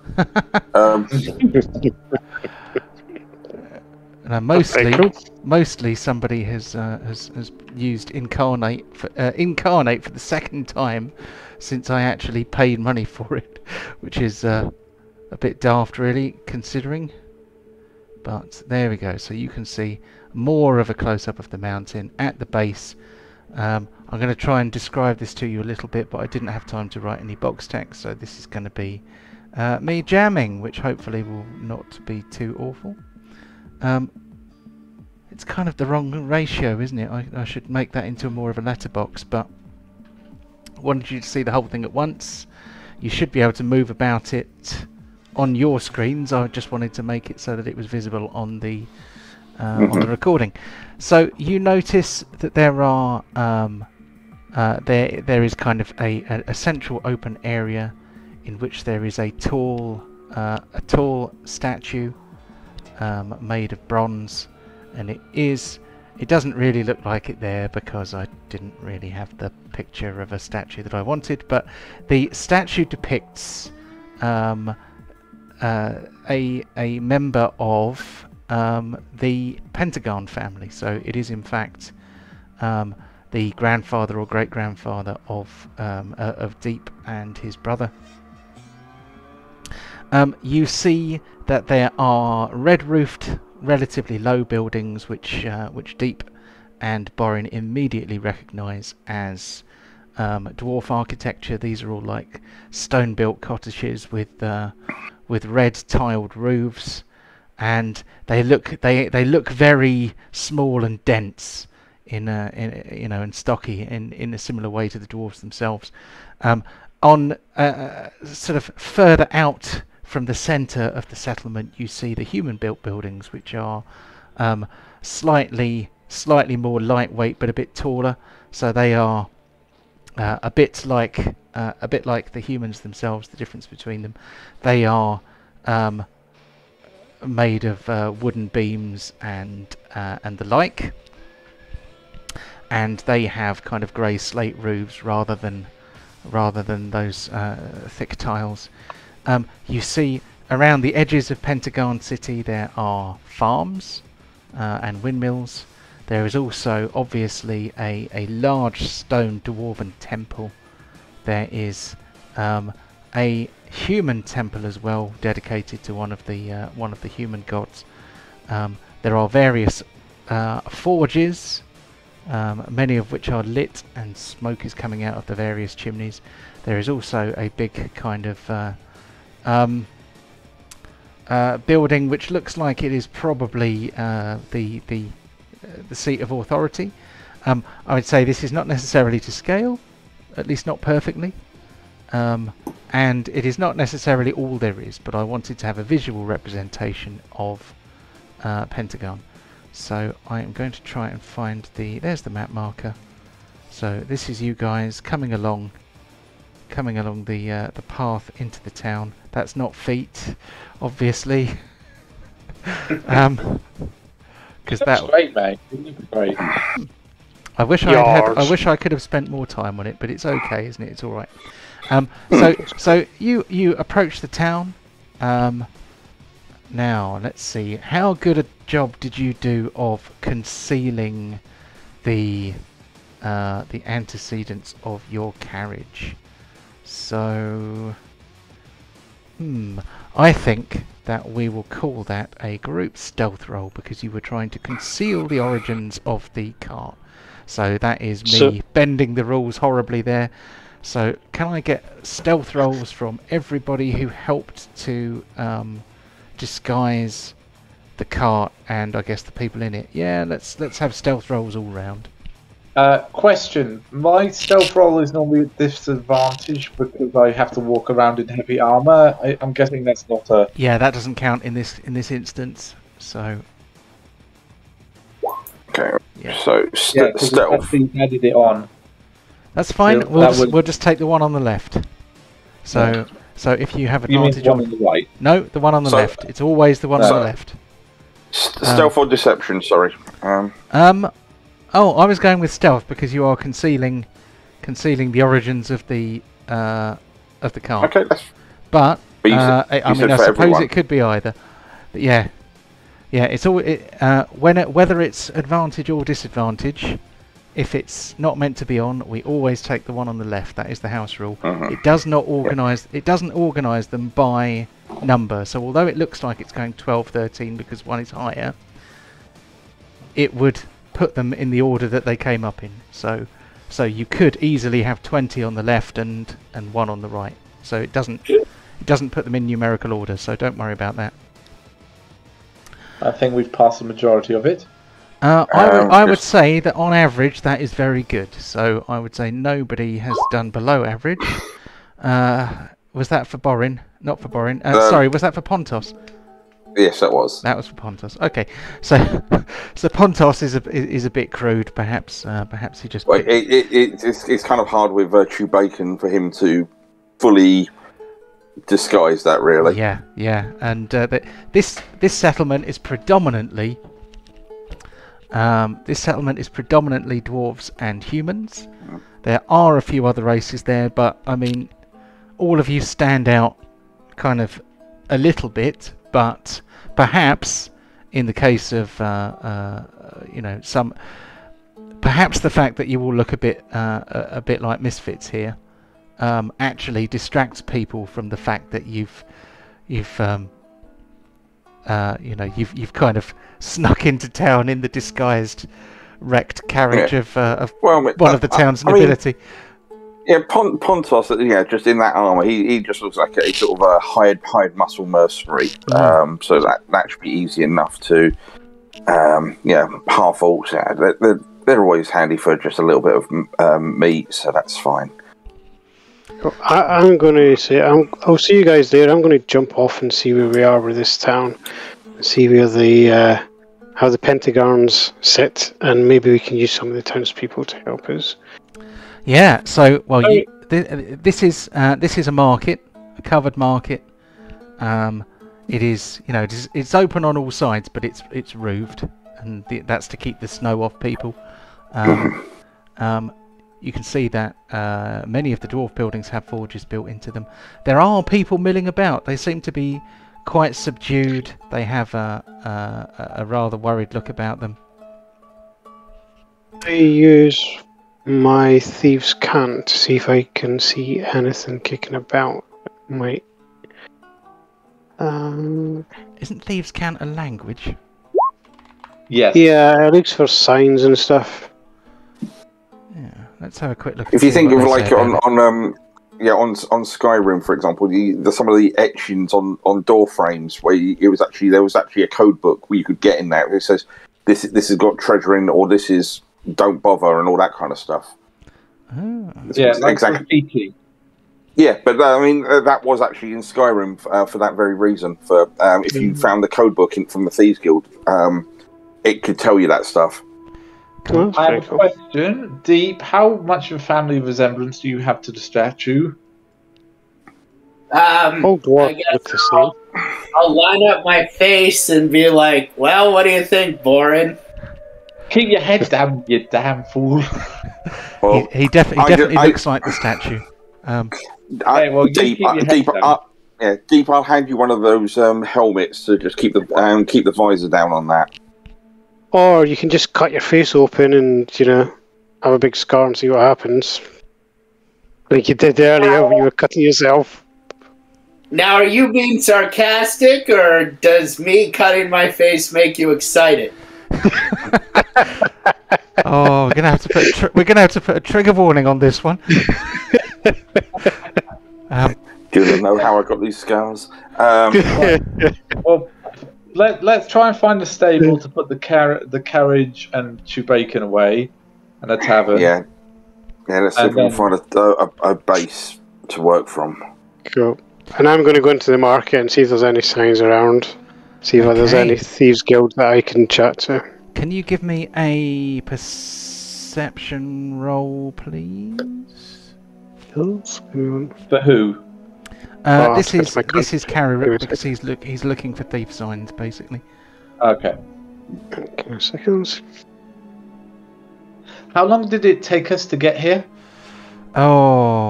I think you probably only travelled. I think you only went from one 5-mile hex to another, pretty much. So it wasn't very long. Okay. Well, our speed at least is probably doubled now if we're on the wagon. I mean, yeah, you can get. Yeah, I mean, not Kararuk. Chewbacca is not used to being a beast of burden, and that carriage had 4 horses pulling it before, and now it's got 1 pig pulling it. So I am imagining that Chewbacca hates every minute of this and is not really doing a very good job pulling it. So although a carriage is quite a fast way to travel, it's not as fast when you've only got 1 pig instead of 4 horses. Okay. Well, with that noted, I have intentional plans then. Okay. So Kararuk does very well with his perception roll. He notices that there are actually quite a lot of thief signs dotted about in various wooden surfaces. There are little cuts and scratches which make out messages. It has a slightly different appearance to the thief signs that you know, because I don't know, there's just sort of stylistic variations in different areas, but you are able to pretty much understand it. You sort of you know, walk past the statue of Deep's great grandfather, and you kind of walk past the you know, the market, and you can see various tables, floorboards, pillars, all sorts of things with little well concealed but obvious to your eyes symbols, and they seem to indicate the presence of some sort of local resistance. Okay. So I'm going to turn on to Char and said, got an idea. You might not like it. I'm with the carriage just trying to find a tavern at the moment. You went ahead to scout the market area. So I'm going to continue to search to see if I can find someone from the Thieves Guild. Okay, well, there's not necessarily a Thieves Guild, but there are people using a using a version of Thieves' Cant to communicate. So some of these messages appear to be written with the intent of funneling people who are coming to the town, who might be looking for somebody who was resistant to the current regime, to try and funnel them to a place of meeting so that they can make themselves known to each other. And they appear to indicate a tavern in the human area to the kind of the southwest of the town. So if you want, you can tell the rest of the party this and try and bring them that way. Yeah, I'll go and find them. Say, guys, we need to come this way. I found something. Well, wherever we do here, we can't stay for long. The gnomes, he knows we're approaching. So if we loiter for too long in this city, he could then swarm us with guards. We need to do what we must, and then get in the mountain fast. Let's go and spend some time in this tavern, and then we'll move into the mountain. Okay, so I am going to... Deep is wearing a full helm. Cool, yeah, good idea. Yeah, you are pretty well disguised. Face hidden. And the helmet is not a great fit, but it certainly conceals your face. And, oh, it's untitled. I was sort of running out of time a little bit while I was planning today, so I'm having to do things that I should have done before the session, during the session, and I would have caught up had I not spilled tea all over myself, so I'm going to stop making excuses now and get on with it. What have I done? Okay, something weird's happened there.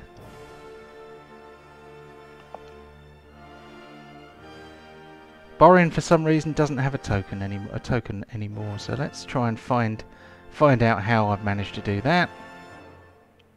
Very odd. Yes, well, it only takes a single click to remove a token from a character sheet, so, and there's no undo button for that, so I must have just accidentally popped him off. Oh yeah, I've got a table, haven't I? Yeah, but if we're in a tavern, I just want to get some food and just spend some time in my room, just really studying my book. There's some bits I'm just so close to deciphering and understanding and being able to capitalize on. It's just been frustrating that as we've been hiking through the forest, I can't really read as we've been walking and that. So I just need to spend some time doing this. Yeah, the last few days it's just been constant move that you just not been able to do that. We come all this way and Char just wants to read his book. Oh.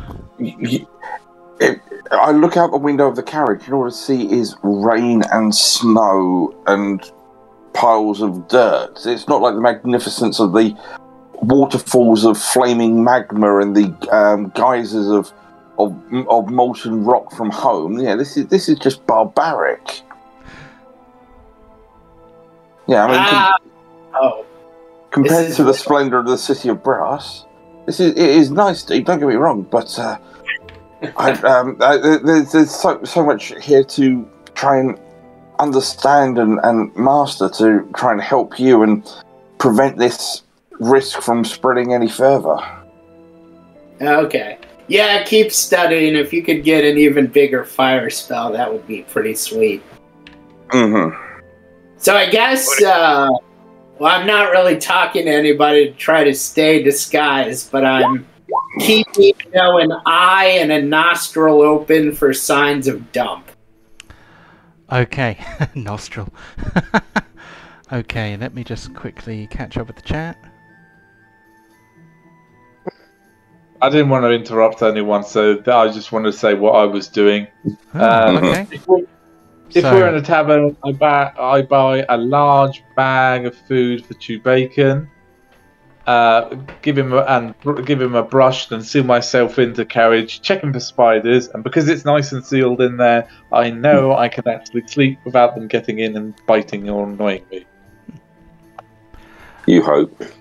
Okay. Well, if we haven't been inside yet, so let's get you inside, and then. Okay. That's the plan. Cool. Understood. So I've got Chew Bacon here on the map. I have actually... That's weird. I thought I'd restored his hit points, but I probably shouldn't have done. He probably should actually be a bit beaten up. But nonetheless... You hasn't exactly had a rest anytime soon. Hi, barmaid. What's your name? Can we have drinks all round, please? And can I have a room for myself tonight? Oh, hello there. Welcome. Welcome to the Dwarven Lord.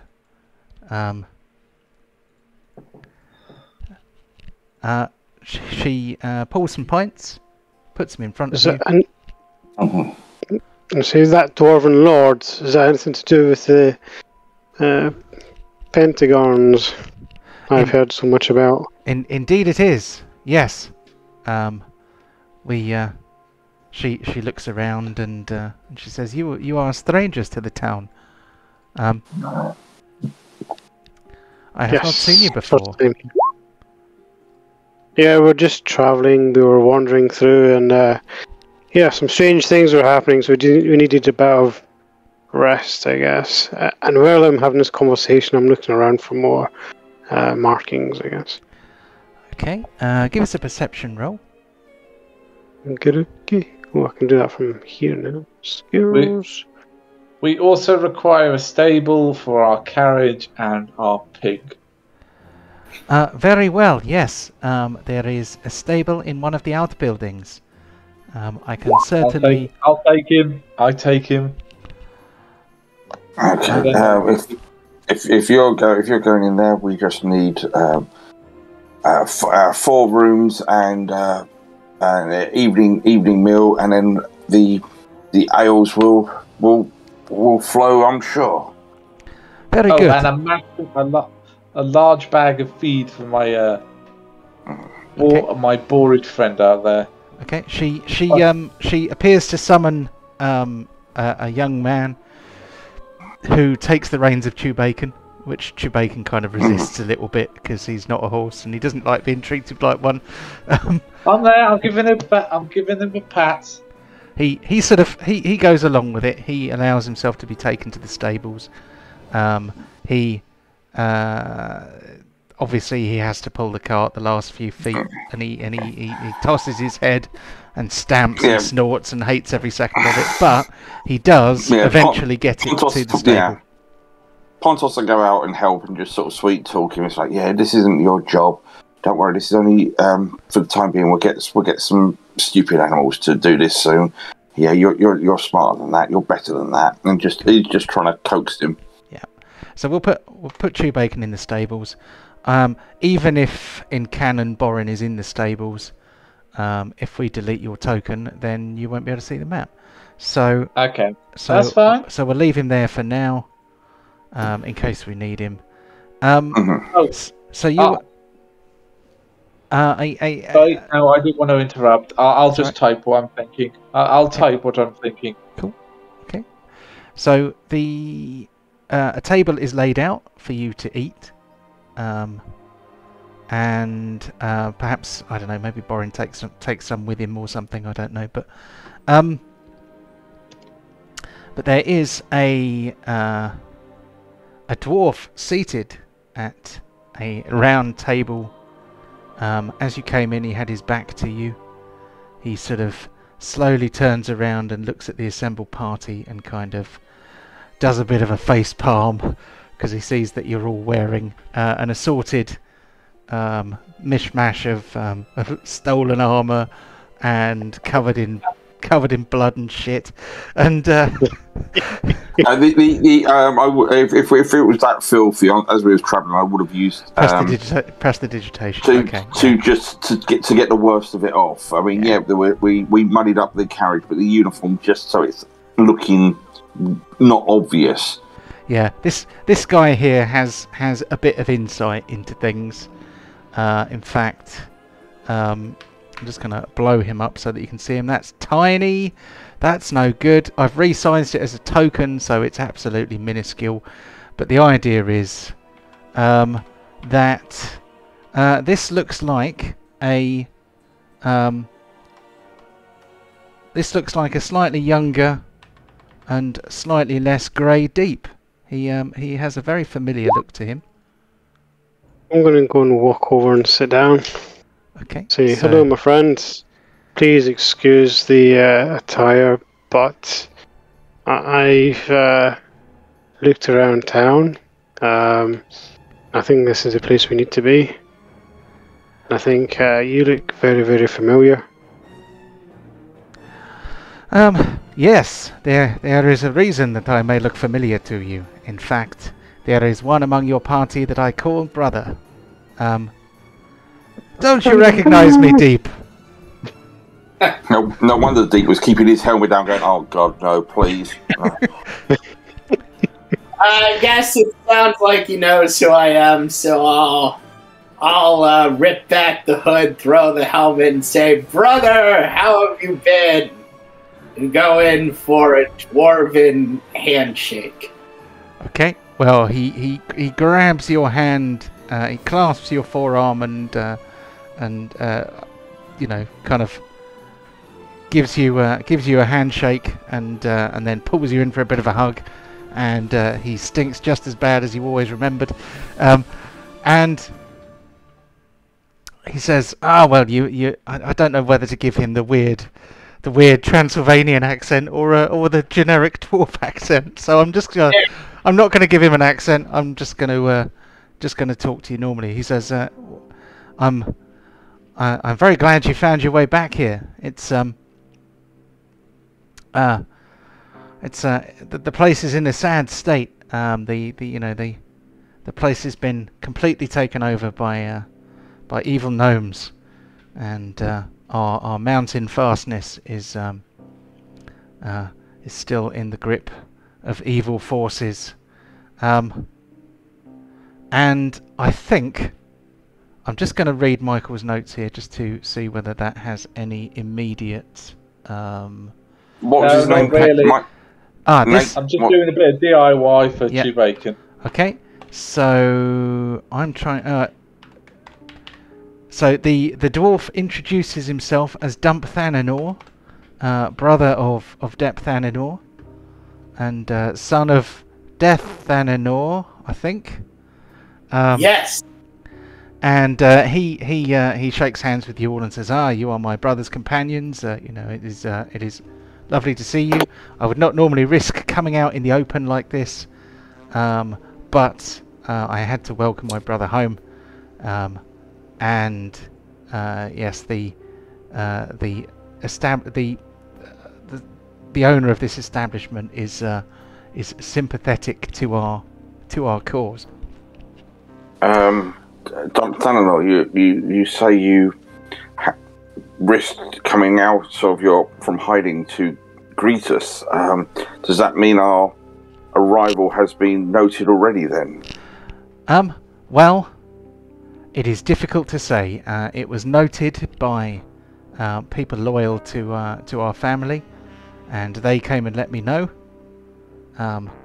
But whether or not the local government, if you like, have worked it out, it is difficult to say. So trading for carriages, we can definitely do that next week. Start shedding unnecessary weight. Okay.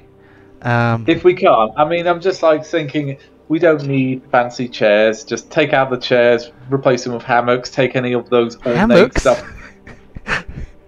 I think I know what you mean. I get the idea. So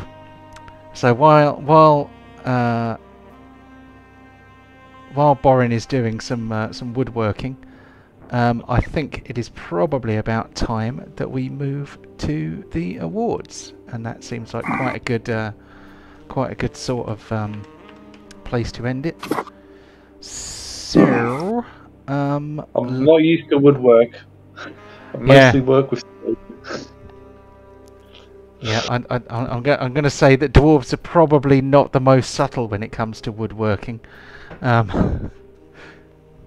So we're probably going to end up with the souls of planks of wood being sent to the 9 hells. So here we go. Without further ado, let's have massive dwarven wood. Let's have a look. Who got first blood? Deep. Deep. Because of his lovely aura. Yeah, because we did Carrick's turn last thing in the last session, didn't we? So I killed the spider first. No, you got first kill, but Deep got first blood. Cool. Okay, next Van, first kill. So yeah, it seems like first kill was probably Borin. Was that a spider? I think that probably was a spider, wasn't it? That was a spider. Okay, many spiders. Spiders everywhere. Kill of the week. So, Evan destroying that noble. Sorry. Which Char one? destroying the noble. He knew too much. I would have nominated that one as well, I think.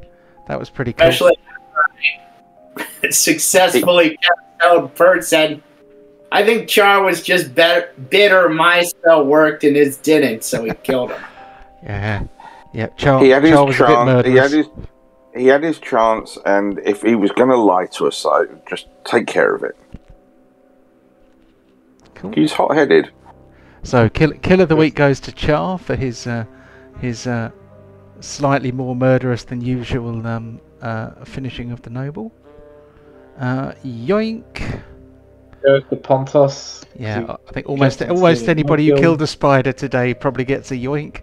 I think in the beginning you could argue Chewbacca, because he was just like, and you dead, and you dead. Yeah, he was definitely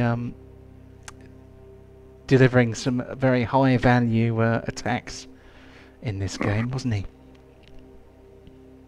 Good boy. Yeah, so Chewbacca gets a yoink. That sounds a bit wrong.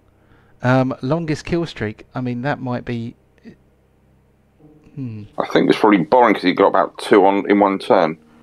So 2 in one turn, and then I killed that guy by cutting him straight in half from behind. Cool. Which is why I'm about to say I think I've got a good shot of some damage dealer today, but it's going to be Pontos or no, I think Pontos for damage dealer. Did I get a kill from the grave? No, because you had no riposte or anything. Yeah, no kills from the grave this week. Although, if any, a kill from the Spirit Guardians would count as a kill from the grave, wouldn't it? Because it doesn't happen on your turn. Did anything get killed by it? I'm trying to remember. Today, I don't think so. Something's got pretty grievously hurt by it, but I don't think anything actually got killed by it. So, Deep, that would have been your first kill from the grave. Oh. Damn it.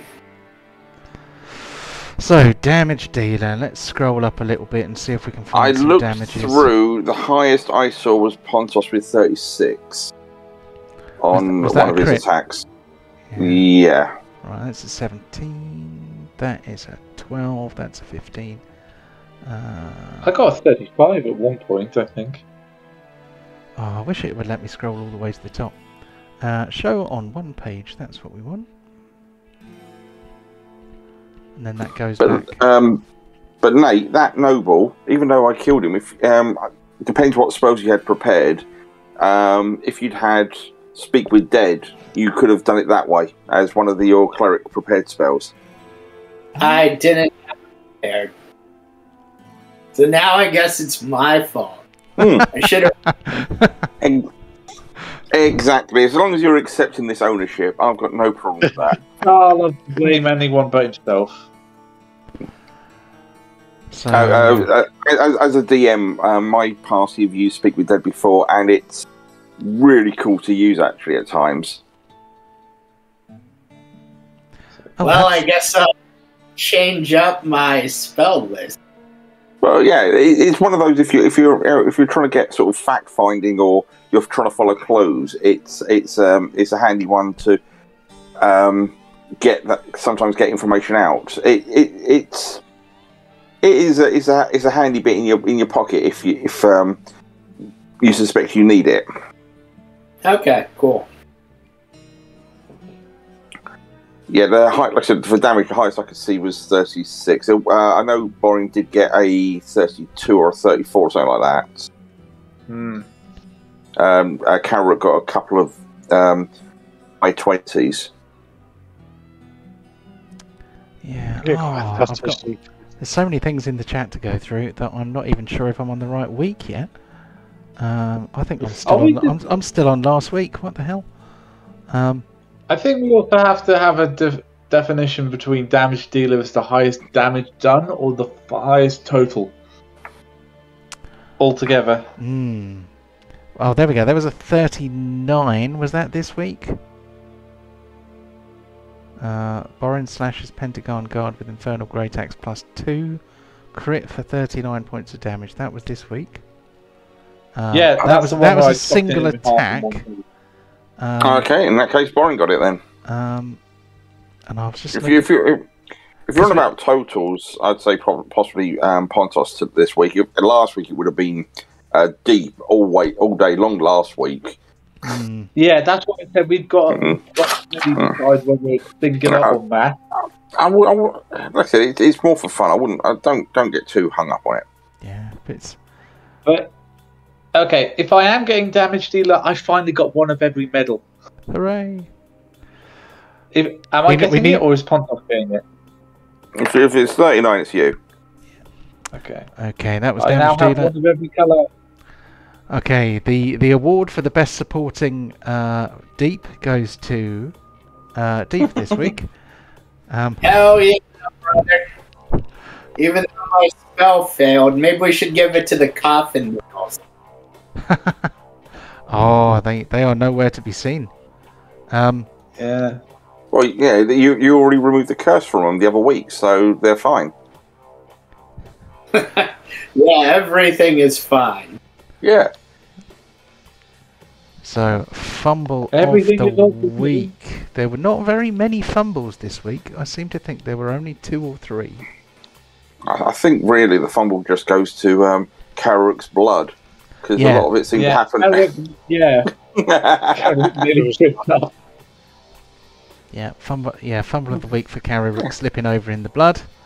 Well, everyone seemed to be slipping over that blood. Yeah.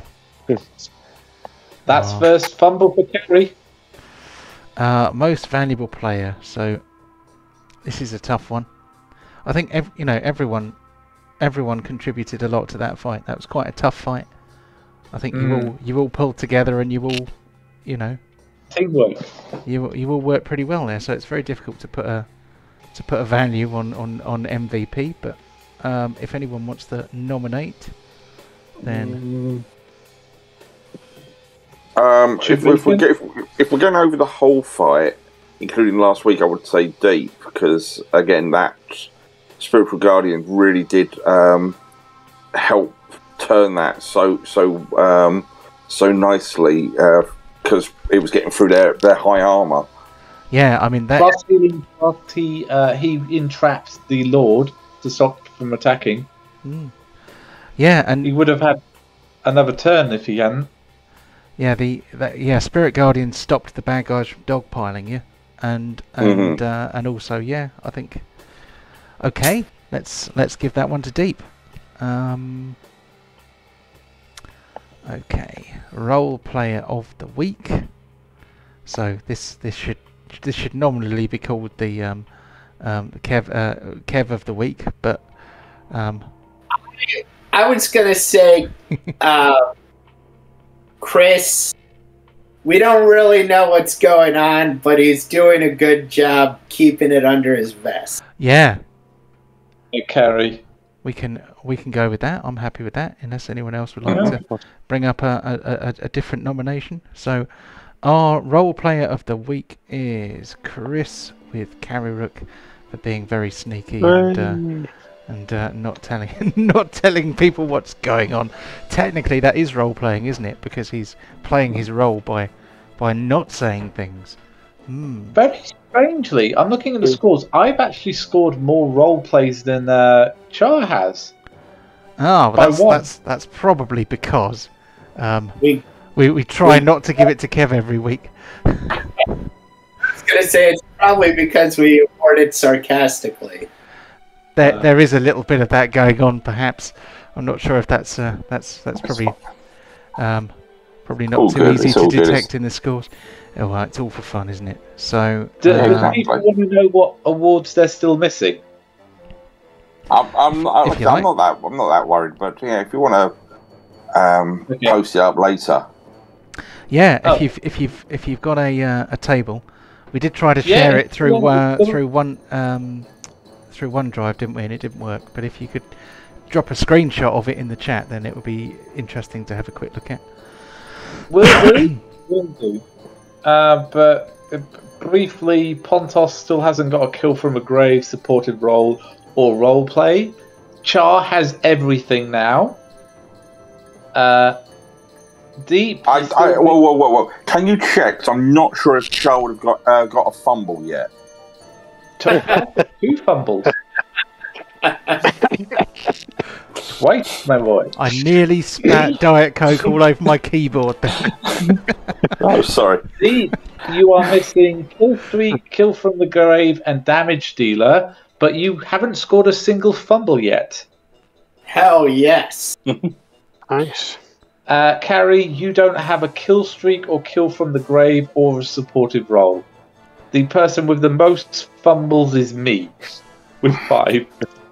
Ah. I think some classes, some of those awards like kill for the grave, it's easier than others. It's one of those. It's not, like I said, it's not the end of the world. It's just for a bit of a giggle, just to keep an idea how it's progressing. But we should have sneak attack of the week. I think. It's a little bit just to even it out. I think that kill from the grave. But is it like any other sort of team stats? Nobody's an all-rounder. I mean, best damage dealer goes to Char. He's got 8 at the moment. Second place has 4 because of his fireballs. But supportive role, Deep's got 8. Second place has 5, which is Char. So it's like you've got those. Those there are certain niches, Yeah, attacks are like all the way up there. I mean, like points for points wise, I've got 37 more, the most trophies with 37, but 5 of them are fumbles. So they should probably have a negative contribution rather than a positive one. But anyway, I'd be interested to see what Dumpy here knows and try and get a. But like I said, I don't think we can really stay too long in this city if the resistance has already clocked us. Those gnomes have. We've got to get in, sort of get supplied, get kitted, and go really. And rested. We haven't had a rest yet. I've got nothing in the tank. Ah. Well, next session we will we'll start with a rest. Yeah. Start Do with well a if rest. you want to sort of work out how much the 4 rooms food and stable are, and Char will pay for that. Just let us know, and I'll deduct it from the kitty, and then I'll update the party loot with what we got tonight as well. Okay. Cool. Right. Well done, chaps. Okay. Next week I will try not to spill tea on myself and slow things down. And yes, more of the same next week. If you enjoyed this, if you enjoyed this game, please like and subscribe and give us a comment. The film. My soul shrivels that a little bit more. Anyway, right. Somebody watched a 3-hour video and not thinking to like or subscribe. Like, they were on the fence. Yeah. But because you said that, and Yeah. I know. No It's silly. But anyway, have a good one, guys. See you next week. Catch you later on. Right. Take it easy. Have a good week. Bye. Bye.